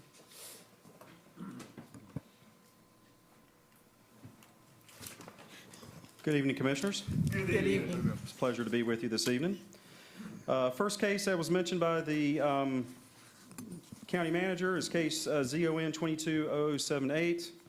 As you can tell by the location map that's located before you, the case is sitting in the southwestern portion of Cumberland County out towards the town of Hope Mills area, right off of Highway 301. The request is to go from RR, rural residential, and C3 commercial to CP, planned service and retail, and this is a conditional zoning. So we'll go over some of the conditions that are attached as a part of this here shortly. You can see by the attached map that the case in question is highlighted in that red, in this red area that is here, sits at the corner of Roslyn Farm Road. You can see it's sandwiched in between US Highway 301 and then I-95. The applicant or the owner is Pit Stop 301, and the agent is Mr. George Rose, who is here this evening. And before I do get started, I do want to recognize we do have Mr. Will Walters, who is here as a representative from the Planning Board, sitting right here in the back. Thank you. So the intent is to redevelop the site into a convenience store and providing some form of vehicle services. This is the subject property, as you can see, sitting on the corner. It is a split zone piece of property. But you can see it's surrounded for the most part by single-family residential and just various scatterings of vacant land. There is a church that's located off McDonald Road just on the other side of Highway 301. So the majority of the area around here is zoned for RR. There is a corresponding commercial designation on the opposite corner, zone C1P. C1P is our lightest commercial designations. The C3 that's a part of this request corresponds to our heaviest commercial designation, which is CP. However, as you see as we go through the presentation, that you'll notice that the conditions have limited significantly down what uses would be put on the property. Again, I'll go over that here shortly. There are no water or sewer lines that are identified out in this particular area. The site does have a concentration of hydric soils that are identified by our data that you can see by the attached map. The Southwest Cumberland plan calls for this to be farmland, which is primarily geared towards A1 and R40, which are residential districts, so the request is not consistent with the adopted land use plan. So this is the site plan that was attached, and it's rather busy, so I'm going to try to sit here and talk you through some of this. So the applicant is proposing to tear down the existing older store or the convenience store that's located across the two parcels that's here. It's not on this site plan, but I'll show you on the photos here in just a second what that looks like. So the applicant is proposing to build a brand new convenience store here on the on this portion of the lot. So the store is essentially going to move over here to the corner. There's a vehicle services station that is here that's going to get redeveloped as a part of this, and then there's going to be an expansion of the existing gas station canopy that you see that's sitting out here toward the closer portion of the road. As I stated before, this is a conditional request. We have some sort of try to highlight some of the key conditions that are on here. As I stated before, CP is our heaviest commercial district, so they have restricted the uses down to a C2P types of uses and then added the motor vehicle repair portion of this. Through the discussions with the applicant has agreed to limit any kind of motor vehicle body work, so all of the work would essentially be done on the inside of the building. And the reason why we put the condition in there is the body work is typically associated with a lot of noise on the outside storage of component parts and things like that. We wanted to limit that for out there. So this condition would say that you couldn't do any of that work on the outside of the building. So we did address the fuel station canopy as a part of our discussion, and the extensions are subject to conditions regarding the relocation. This project has to go through DOT for its approval for the access and so forth. A small portion of the canopy on the front overhangs on the DOT right-of-way. And what we can ascertain how that happened is that the DOT had widened the road at some point in the past and then had sort of eaten into the lot where the canopy is just slightly hanging over into their right-of-way. So the way that we have sort of worded these conditions is that if the DOT makes him move the canopy or the gas station pumps as a part of the redevelopment, then the canopy and the pumps would have to meet all the setbacks in our current development ordinances. So that's in there. There is a number of some non-conforming or some nuisance situations on the lot. We added conditions as a part of this that would address the motor vehicle storage part of it. There's a building there that has a couple of extensions that we've identified did not get building permits when they were extended or added to. We put a condition on the property that basically says that if you're going to go there and redevelop, that you're going to bring the entire building up to building code, which means the extensions would have to go through that kind of review or else be removed. And then there's some nuisance stuff in the back part, meaning junk vehicles and some other stuff that we just put conditions on the zoning in order to have them remove and clean up the entire site as a part of the redevelopment of the property. Paid parking shall be provided with all parking areas and internal drives and loading areas as per our ordinance. So there's some of the key conditions that we added as a part of the overall discussion. As I said before, so this is the subject property. You can see that this is the corner lot that sits where Roslyn Farm Road is. This is where the actual store is going to go. So you can see it's pretty much a vacant corner. This is on the south view of US 301 looking south with the site immediately on the left-hand side. And as I always say, you can see the sign with the Z sign out there. We posted the site in conformance with state statute public notification requirements. This is the west view, so across the street is pretty much the highway and vacant land or wooded property. And this is the north portion as you're looking north. Okay, so you can see that the gas station canopy, generally a good way to determine what the right-of-way is where your poles are located in here. And you can see the pole, it's sort of the angle, but you can see that the front part of this gas station kind of lines up with the poles that are there, so it's really close to the public right-of-way. But essentially, the store that's there right now would get torn down and relocated to the corner site. There is a small vehicle storage. If you look in the back, you can see a building with some white doors that are sitting back there. That's going to be the part that would be redeveloped for the motor vehicle repair portion of this request. Some other photos that you can see. Again, you can see the right-of-way. So DOT is going to come through as a part of this, and we're going to try to clean up a lot of the access issues that are associated here that have been probably out there for quite some time. This is the back part of the property. On the back, you can see that we have a junk vehicle that's sitting back there with a number of different things that need to be cleaned up per our code. So again, the conditions that are being placed on the property address all of that as a part of the redevelopment. Staff recommends approval of the request. When we took this to the planning board, they supported the request by an 8-0 vote. I know the applicant is here to answer any questions, and of course, as your staff, I'll be happy to answer any questions that you might have for me. Commissioner Booth. Thank you, Madam Chair. I just have three quick ones. Is there anything like I'm old, 7-Eleven, Circle K, Dollar General, anywhere nearby? Because it's kind of like, when a pharmacy gets on one corner, you're going to see all three of them again. For that area out there, is there anywhere else where these people could go get gas and some convenient items? Not that we could recognize immediately. Okay. I mean, so we think, and again, as a part of the motion, like the reason why staff is recommending approval which would change the plan is that it does provide some sort of services for the folks out there so they don't have to drive too far. And since they already have a driveway, does DOT have to approve all driveways coming off of public streets? Off of their streets, yes. Okay. And they don't want to use the one that they already have in there when they tear the canopy down. They've still got that driveway access that, however long ago it was permitted. They want to move it up down the road some. Yeah, so like as a part of the redevelopment, we submit everything to DOT, and then if they're going to be tearing the building down and reconfiguring the site, a lot of DOT's reviews are situated based off how the lot's got to be configured. So they could tell them that they want to keep the driveway, or they could possibly move it depending on what the site plan looks like when it goes before them. Any other questions? We will now open the public hearing. Madam Clerk, are there any speakers? There's one speaker in favor of Mr. George Rose.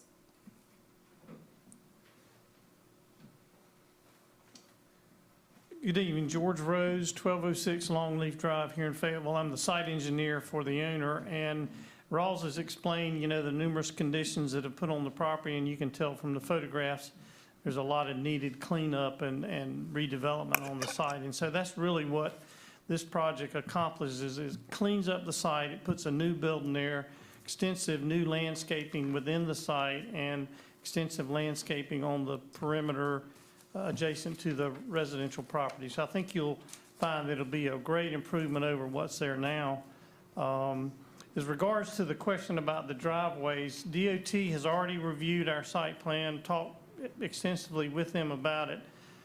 There is a short turn lane just off Roslyn Farm Road as you turn into the property off of 301 that they are requiring. We show that on the site plan. You probably couldn't see it, but it's a short turn lane that transitions into one of the existing, really the main existing driveway entrance into the site.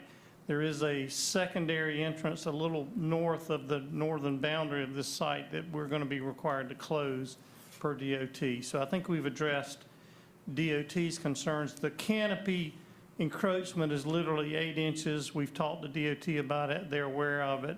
Not a concern for them at this point. So any other questions you have, be glad to try to answer. Thank you, sir. Any other speakers? There are no more speakers. Close the public hearing. Any questions or discussion? Is there a motion?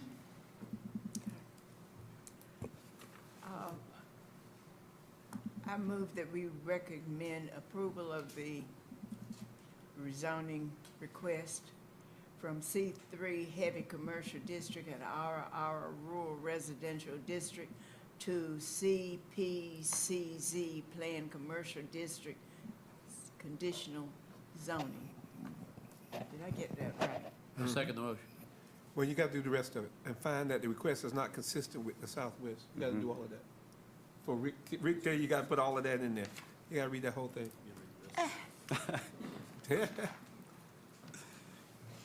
Her screen is going dark, yeah. And find that the request is not consistent with the Southwest Cumberland Land Use Plan, which calls for farmland at this location. However, the board finds that approval is an amendment to the adopted current Southwest Cumberland Land Use Plan, and that the Board of Commissioners should not require any additional request or application for amendment to said map for this request. 2, the request would promote and complement the existing commercial activity in the vicinity to serve area residents, and the request would promote the remediation and rejuvenation of an existing commercial property. The request is reasonable in the public interest, as the requested district would be compatible to and in harmony with the surrounding land use activities and zoning. I think that's Commissioner Council. No, that's your motion. I just read it. That's my motion. And I second the motion. Okay. All right. It's been moved and properly second. All those in favor? Commissioner Jones? Commissioner Jones, are you still with us? All right. Unanimous. Thank you. We'll move on.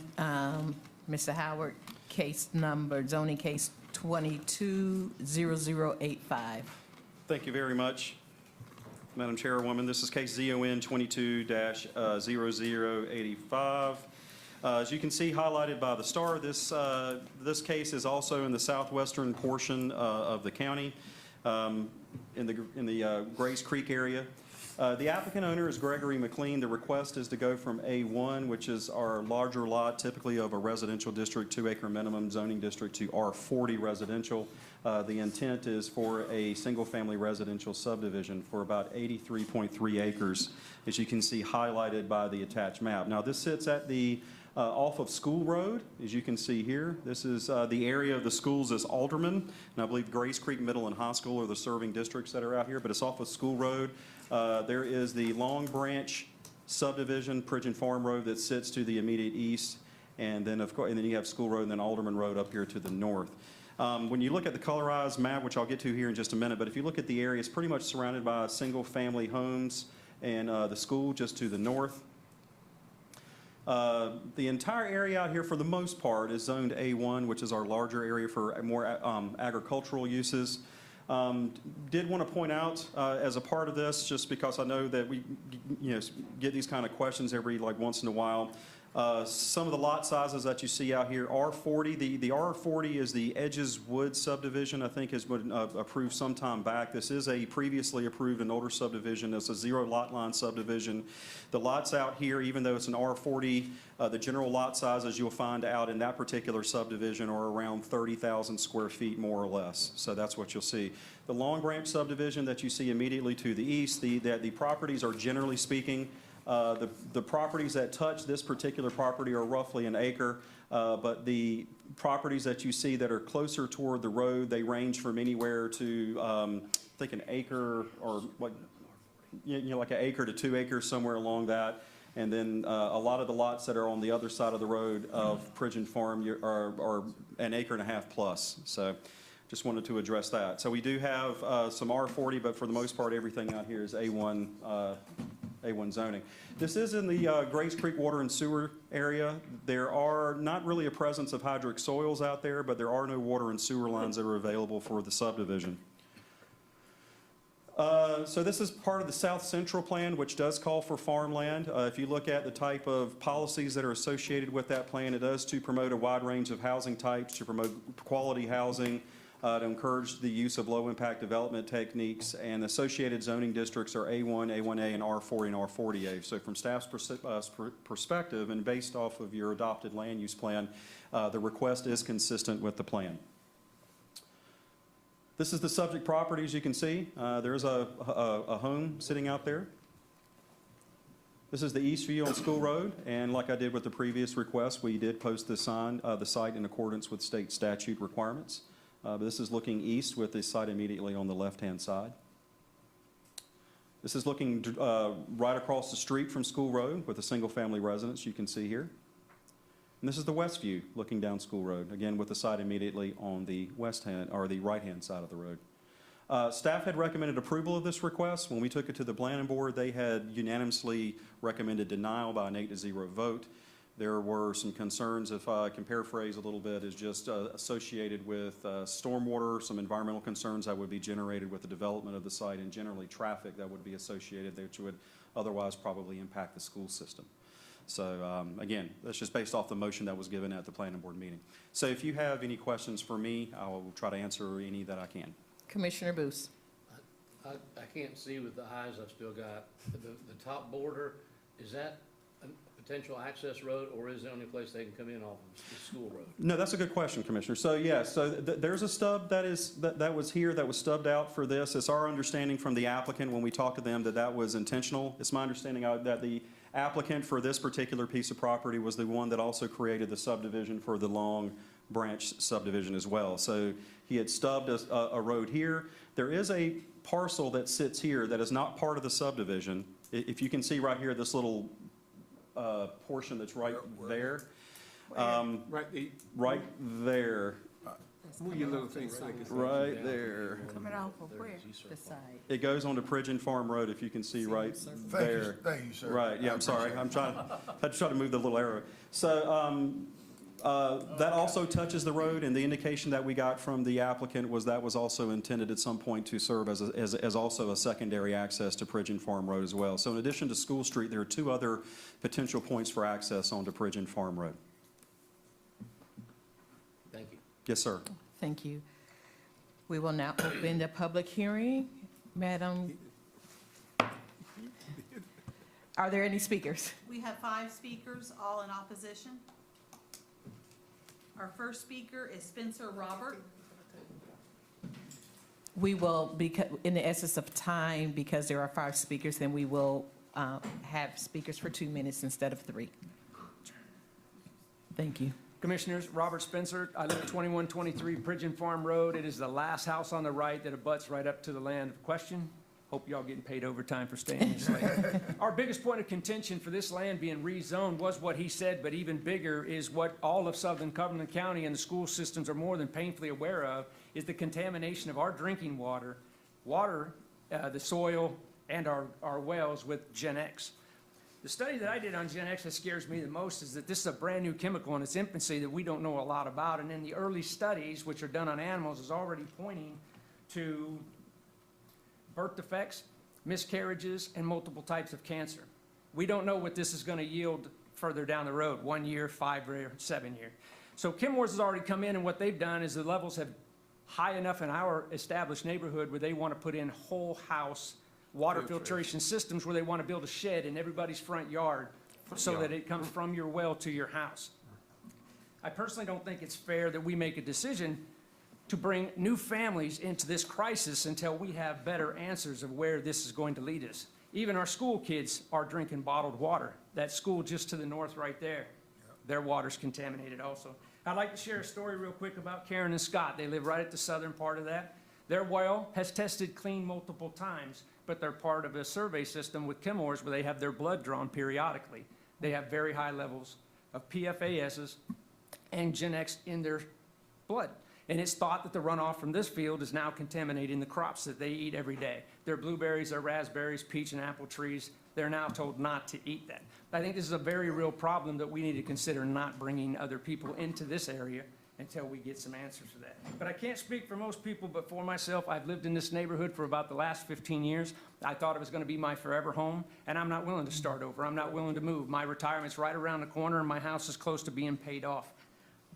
I'll do whatever is necessary to keep my family safe from this hazard, but I don't think, again, it's fair to introduce new families into this crisis. At a bare minimum, I think we should Thank you, sir. The buzzer went off. Thank you. Okay. May I say one more thing?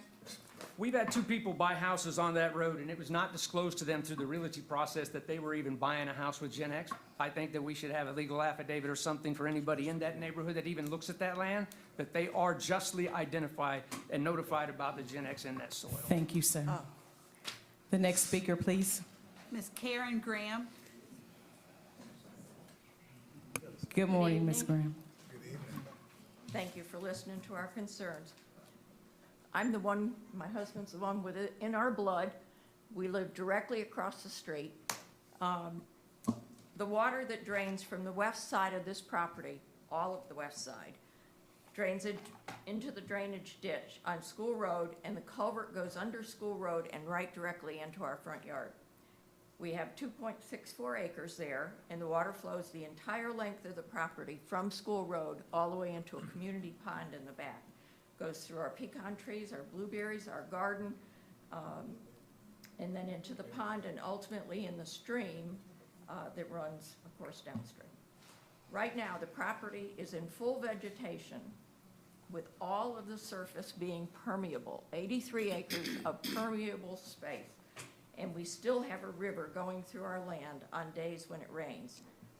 If we have several days of rain, heavy downpours, or hurricanes, this drainage water runs so fast that the culvert that goes under School Road can't handle that flow, and the water runs over School Road into our yard and makes a waterfall going into the pond, creating more erosion of the bank. Now, if you add 63 houses, or how many ever there's going to be in there, driveways and roads, you're adding a lot of impermeable space and increasing that runoff. If you add a couple more days of rain, all of the septic tanks that are in there are going to have nowhere to leach. All of the septic, all of the waste is going to raise to the surface and be swept into that runoff. All the oil from the driveways, 200 or more cars I can imagine, are going to run right across School Road and into my yard. And we eat all of the food that we grow. I really don't want to irrigate it with sewage and oil. It would adversely affect the health of our family, the fish, the waterfall, the pond downstream. Thank you so much. Next speaker, please. Ms. Beth Lee.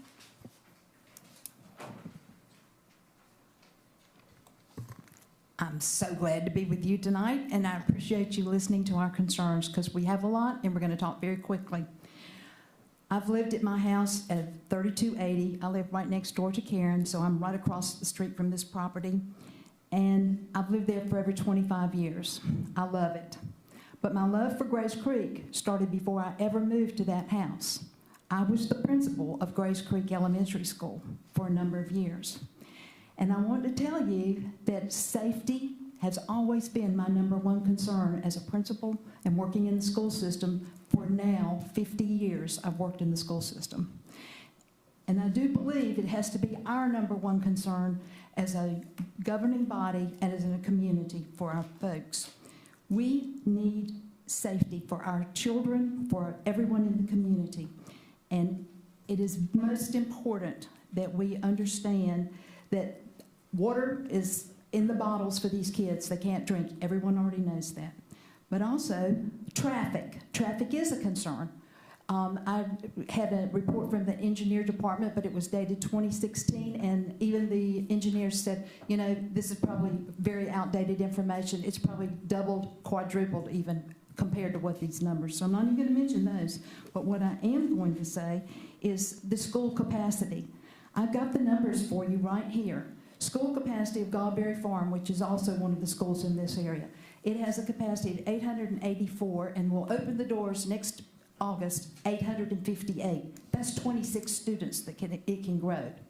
Grace Creek Elementary School has a capacity of 432, and it will open, and right now it has 466 over capacity. That's one of the schools right in this where they would feed into.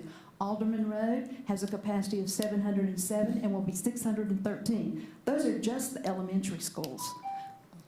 We have got to do better, and I do want to mention one quick thing. I served on a committee. 40 members of our community served on the committee that was very important to devise the plan. We came up with the plan. It was approved by the planning board and the county commissioners, and now we have one owner that wants to change this plan. Thank you, and ma'am. many that don't. I also want to remind you that our firemen did speak earlier, and that is a very real concern for safety. Thank you. Safety is #1. Thank you all very, very much. Thank you. David Wright. Good evening. I'm David Wright. I live at 2129 Pridgeon Farm, right next to Rob.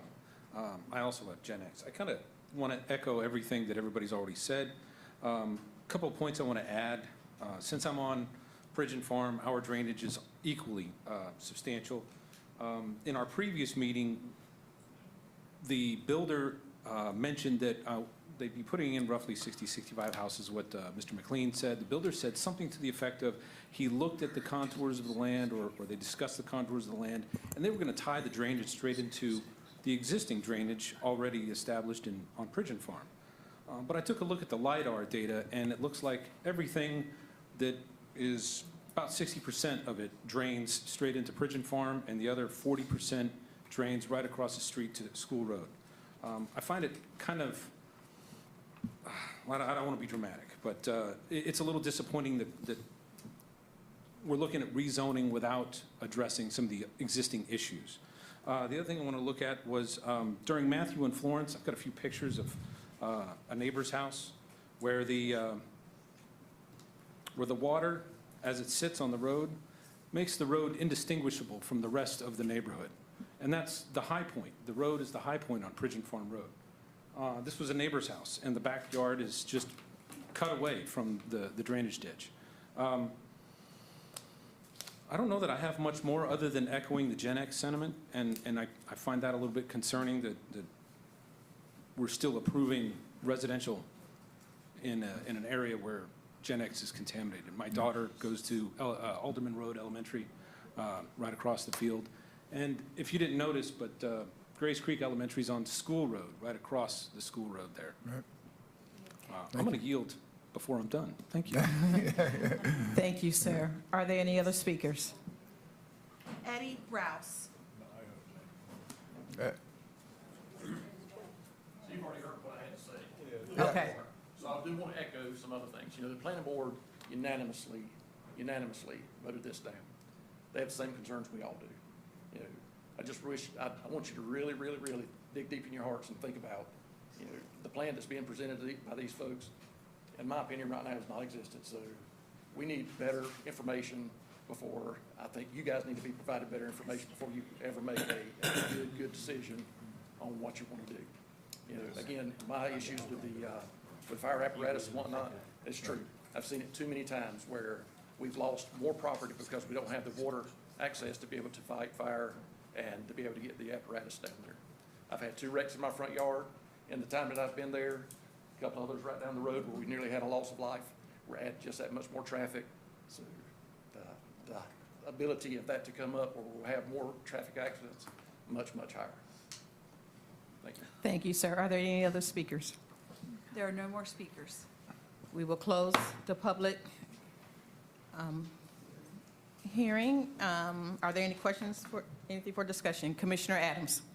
I will stay consistent with what I've always stayed consistent with, is that as long as there was contamination out in Grays Creek, that I would not vote if there was not water and sewer to subdivision. So you'll know where I stand. No Gen X, you're gonna have water and sewer. Is that? So I would make them, if nobody else has any comments. Go ahead. In case 2285, I move to deny the rezoning request from A1 Agriculture District to R40 Residential District, find the request is not consistent with the South Central Land Use Plan, which calls for farmland at this location. The request is not reasonable or in the public interest due to concerns of increased stormwater drainage and traffic and the Gen X contamination associated with this request. Second. It's been moved and properly second. All those in favor?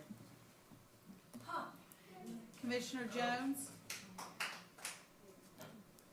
I don't think, Unanimous. thank you.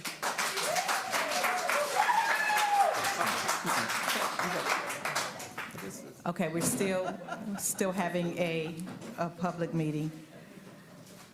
Mr. Howard, we will move on to zoning case 230003. Madam Chair, before he gets started, can I ask a question? If a person leaves the meeting, their vote is counted in the affirmative? Right. Yes. Go ahead, Commissioner. I'm sorry. Not a problem. Thank you very much. This is case ZON-23-0003. This case is located, as you can see, by the highlighted red star on the location map in the northwestern portion of the county, up in the Spring Lake area, as you can see off of Murchison Road. So the applicant owner, Spring Lake Properties Incorporated. The agent is Mormon, Kaiser, and Reitzel Incorporated. The request as it was submitted was R10 residential and CD to R5 residential. The intent was to put multifamily on the property for a little over 20 acres. I just wanted to point out on this map, just because we don't have it on the other maps, that this does sit sort of sandwiched. This heavily dashed line you see here is the Spring Lake town limits. So this is considered to be outside of the town limits, so it's kind of sandwiched in this area between the town limits, between Lillington Highway. This is Cottageville Drive, but it's off of Lillington, up in this area. But it's not in the town limits. Everything to the outside Yes. of that is the town limits, I guess. Yes, but this is Bragg, and I'll show you on the highlight here. So this is a creek that runs out behind it. This is Bragg, and this is some industrial areas that are sitting here. But if you could probably get a better view here. So as I said before, this is the Bragg area. This is a creek that runs here. You already have some existing apartments that are here, and you have RLM Communications Incorporated that are here. So as I said before, this is the zoning. You can see that it's zoned CD in the back portion. As you recall with other cases that I brought before you, CD typically, when we have these cases, a lot of folks will come and want to amend or push the CD portion back to follow the 100-year flood. A lot of these CD type of stuff, if you can see actually evidenced with what you see over here, it doesn't look what it looks like over here, because this is apparently already gone through a process of having it amended to match the 100-year flood, which is what you got sort of going on here. So again, the request is really just to shift this around. This does have water and sewer, as you can see by the map, I mean, you do have hydric and some hydric inclusion soils on the property, but again, the plan and the indication from the applicant is this will be hooked up to Spring Lake Utilities once or if it's approved by the board. So as you know, Spring Lake just went through a very extensive update to its land use plan. So this is subject to the Spring Lake plan that was just recently adopted, which does call for high-density residential on this particular piece of property, which is perfectly suited for apartment complexes and those types of development. So staff does think that it's consistent with the adopted land use plan. So this is the subject property, standing on Lillington Highway, looking pretty much right at the property. This is looking north on Lillington with the property immediately on the left-hand side, and you can again see the public notification sign that staff placed out here. This is the east view looking across the street. And this is the southwest view on Lillington Highway with the property immediately on the right-hand side.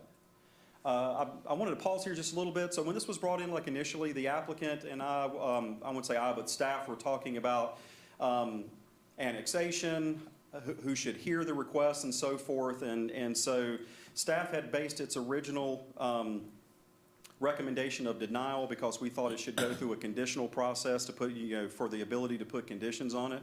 And the reason why we did that is that we felt that to have some protection for the environmentally sensitive areas that are on the back, it should go as a conditional request. But then as we started going through this, RULAC chimed in and they had the same concerns, that this has been identified, the back portion, as an environmentally sensitive area. Fort Bragg has come out saying that they wanted to protect that back area in order to be able to preserve the mission for Fort Bragg that sits right across the creek. So anyway, so we took that into consideration. But just know that as we go through this here in the next slide or two, staff had just based their recommendation just simply on the fact that we thought at that time it should go as a conditional request. However, when it went to the planning board, there were some nuances about if it does go into Spring Lake or if it goes to the county, how that should be sort of nuanced and be able to be framed. So what the planning board agreed to was that essentially we can keep it a conventional request. They put a more restrictive recommendation in their request to basically go for R5 for the portion that's on the front here. And then as long as the surveyor or the applicant gave us a survey of the property that we could set a boundary on, that we would push the CD portion back to match the survey of the flood zone, which is here. So the applicant did include that with the application packet. So, not trying to confuse you, but all of this got worked out at the planning board. So this is what that looks like. So if you vote in the affirmative for the project tonight, this is what the zoning map will look like if it's approved. So it will be R5 for the front here, and it'll be CD, but you can see the squiggly lines of the boundary that matches the 100-year flood zone. So when this went to the plan, so the planning board is satisfied with this. Staff is actually satisfied with this. After it went to the planning board, we got a written a letter from RULAC that said they're fine with it, and the applicant, of course, is fine with it. So everybody's fine with it. So anyway, So what's, long story short. Okay. Open that public. what's the motion? Well, no, we got to so- open up a public hearing. Right. Oh, I'm sorry. Yeah, so, That's okay. Yeah, so I will tell you that the motion is worded in a specific way that you would have to read the motion to adopt the planning board's recommendation. But as I said before, the planning board had recommended a more restrictive approval of CD and R10 to CD and R5 by an 8-0 vote. Okay, we will open up the public hearing. Madam Clerk, are there any speakers? We have one speaker in favor of Jimmy Kaiser.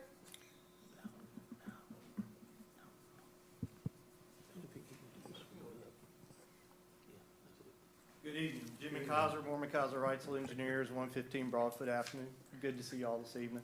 Rawls has done a good job of going through what we went through to try to get to where we're at now. Basically clarifying the 100-year flood in the CD zone and to go ahead and get the property primed for future development. The developer actually built some of the other apartments right down Lillington Highway from this site, and is actually looking at the M2 piece of property in between as well. That used to be a concrete plant that's been shuttered for quite some time. And so they're looking at putting all that together and kind of building a bigger complex there from the density. Due to the size restrictions, we'll probably be looking at it more of a high-rise type apartment than conventional apartments that you normally see. But I'll be happy to answer any other questions that you may have about the property or what we're planning to do. But ultimately, we will be going to Spring Lake. We'll have to annex to get to the public sewer. So that'll be part of the You process. heard that, didn't you? But that's a given, that's a given. So, thank you. Okay, thank you. Are there any other speakers? There are no more speakers. We will close the public hearing. Are there any questions or discussions? Okay. Is there a motion on the floor? Okay. In case ZON 23-0003, I move to approve the rezoning request from R10 Residential District and CD Conservative. See, I can't see this. Conservative. Mhm. You Go did ahead and fine. finish that. You did. You did fine. District to To R5. R5 Residential District and CD Conservancy District, as recommended by the Planning Board. The board finds that the request is consistent with the Spring Lake Land Use Plan, which calls for high-density residential at this location. The request is reasonable and in the public interest, as the requested district would be compatible to and in harmony with the surrounding land use activities and zoning. Second motion. It's been moved and properly second. All those in favor? Commissioner Jones? All right, thank you. That is unanimous. Thank you. Mr. Howard. Thank you. Zoning case 23-0004. Thank you very much, Madam Chairwoman. This is the final case for the evening, case ZON 23-004. As you can see, this is also in the Grays Creek area of the county, out by the more southern extremity of Hope Mills. The request is to go from A1 agricultural to R20 residential. The applicant is Jesse Chasen, and the agent is Chris Roberts. The intent is just simply to be able to add another home on the site. The acreage is just a little over 1.5 acres of land. But you can see the highlighted property that's on Sand Hill Road that's highlighted in red. It's just for this one portion that's in the red crosshatch. Okay. Pretty much surrounding this area, it's out by the Walmart Distribution Center off Sand Hill Road, but you can see generally surrounding this is a mix of various types of manufactured home and single-family residential uses. So you do have RR that is right across the street. You have R40 that sits right beside this, but generally the majority of the predominant zoning out there is still A1, which is 2-acre minimum lot sizes for homes. There is a water line that sits just down from Sand Hill Road, but there's no available readily available sewer for the property. But there are no hydric or hydric inclusion soils also for the property as well, or at least that's been identified that we could find. The South Central Plan calls for this to be low-density residential to provide a complete range of housing types, to promote quality of building housing, to promote infill development, and so some of the associated zoning districts are R7.5 and R15. So we felt that as though, since this is R20, which is generally a lot less dense than what the plan calls for, staff that it was consistent with the adopted land use plan. This is the subject property standing on Sand Hill Road looking. You can see that the property has this fenced-in area out there, but the property is vacant.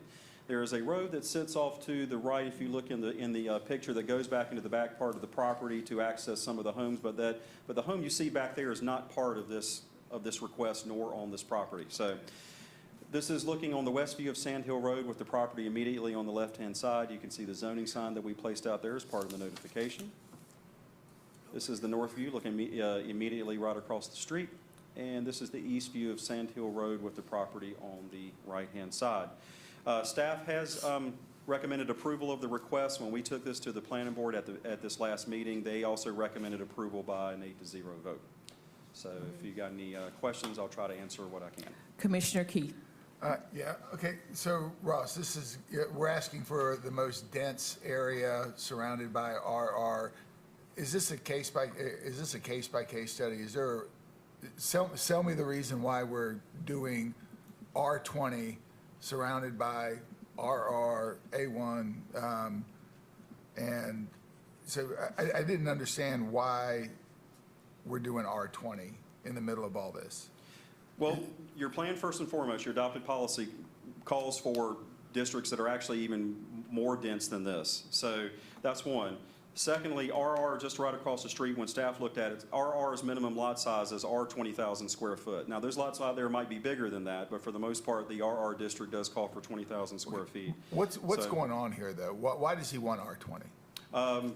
I believe the applicant is here, but, you know, but my understanding is they want to be able to put more than one home on the property.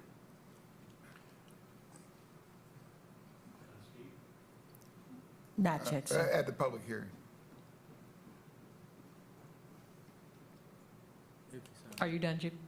Yes, ma'am, thank you. Commissioner Adams? Mine's probably more for the applicant. If he's signed up to speak, I don't know. Oh, he's not signed up to speak? Oh, wow. Okay. Because that presents me problems with, again, you know, it's the water and the sewer, but if this is for the people who live there and they're gonna be living next door, if it's family, then, you know, that's a different thing for me, but, open and go here. Are there any other questions? We will now open up the public hearing. Are there any speakers? We have no speakers signed up. I will close the public hearing. Madam, Any questions or discussions? Madam Chairwoman, can I just, and I know it's usually not appropriate, but can I ask the applicant just one question? Just one question, just one. Are you putting family next there in that particular property, or are you gonna sell that? I just need a yes or no, whichever way you gonna go. We're trying to put a house in, 2 houses there under $400,000. Everything out there. But is there's it for nothing family? Affordable. We'd like to have 2,000 square foot houses. Is it for family? For I your do not family? know any of the surrounding, and nobody has said anything about it. No, We just I'm wanna- saying, is that your family that you're No, gonna put it's on the not house? my Okay. family. All right. I live a Thank mile you. down the street, though. Okay. And- Thank you, sir. But we're just trying to make houses affordable for people. Everything out there, if you got, that lot is $85,000. And that dictates that I would have to put a $600,000 house there. Thank you. Thank you, sir. The public hearing is closed. There are no more questions or discussion. Is there a motion on the floor?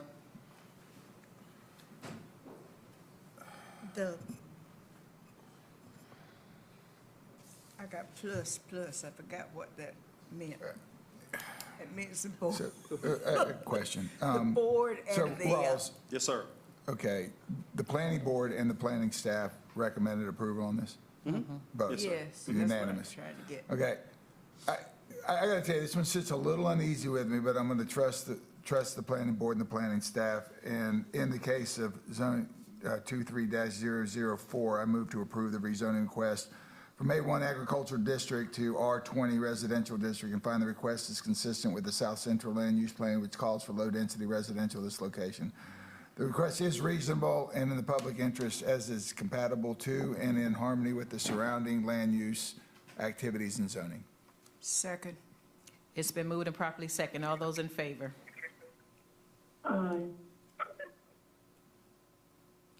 Voting in favor, I have Commissioner Fairclough, Commissioner Council, Commissioner Booth, and Commissioner Keefe, She said yes. Aye. and Commissioner Jones. Negative. Voting in opposition, I have Commissioner Stewart and Commissioner Adams. Thank you. All right. Thank you very much, Commissioners. We will now move on. There are currently no items of business. And so now I will call on Vice Chairman Adams. Thank you, Chairwoman Stewart. We have nominations, and for the jury commission, I would nominate Catherine Marble, M-A-R-B-L-E. She's on our roster, and she's took every one of the classes that been offered throughout the city, the county, and everywhere. You'll never see that. Yeah, Okay. you never see that. That's the only nominations. Okay, we'll move on to appointments. To appointments. The Joint Fort Bragg and Cumberland County Food Policy Council has 5 vacancies there in categories. Motion to appoint the following for higher education: Anissa Cox, member who work in the field of healthcare, public health, food insecurity, food access or child and adult care, Natasha Randall and Sheila Korch. Members who do not work in local government or health agencies, Lauren Tyler and Veronica Feliciano. Local Emergency Planning Committee had that one vacancy, Terrence Phillips. And the Senior Citizen Advisory, oh, wait a minute, I'm going down too far. Yeah. That, I just stopped right there at the, that was a job. If I can get a second on that. Second. It's been moved and properly second, and all those in favor? Commissioner Jones? Unanimous. The Local Emergency Planning Committee had one vacancy, motion to appoint Terrence Phillips. Is there a second? Second. Second. It's been moved and properly second, all those in favor? Commissioner Jones? Unanimous. The Senior Citizen Advisory Commission has three vacancies, Ronisha Fountain, Ferdinand Azaria, and Lawrence King. Second. It's been moved and properly second, all those in favor? Commissioner Jones? Unanimous. And the Local Emergency Planning Committee is voted to reaffirm Gary Crumple as vice chairperson and voted in front, and David Rittenmeyer to serve as chairman. Motion to appoint them as vice chair and chair. Second. It's been moved and properly second, all those in favor? Commissioner Jones? Unanimous. Thank you, Madam Chairwoman, that's all I have. Thank you. We will now recess the Board of Commissioner meeting and convene the Grace Creek Water and Sewer District Governing Board meeting. Motion to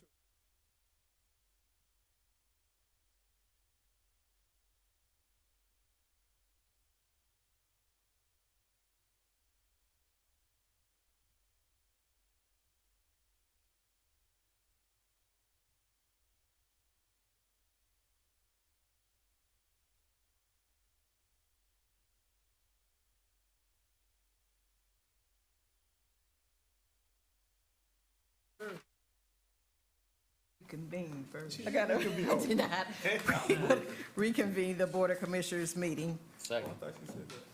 All those in favor? And now we will, is there a motion to adjourn? Adjourn. I moved that we adjourn. Second. It's been moved and properly second. All those in favor?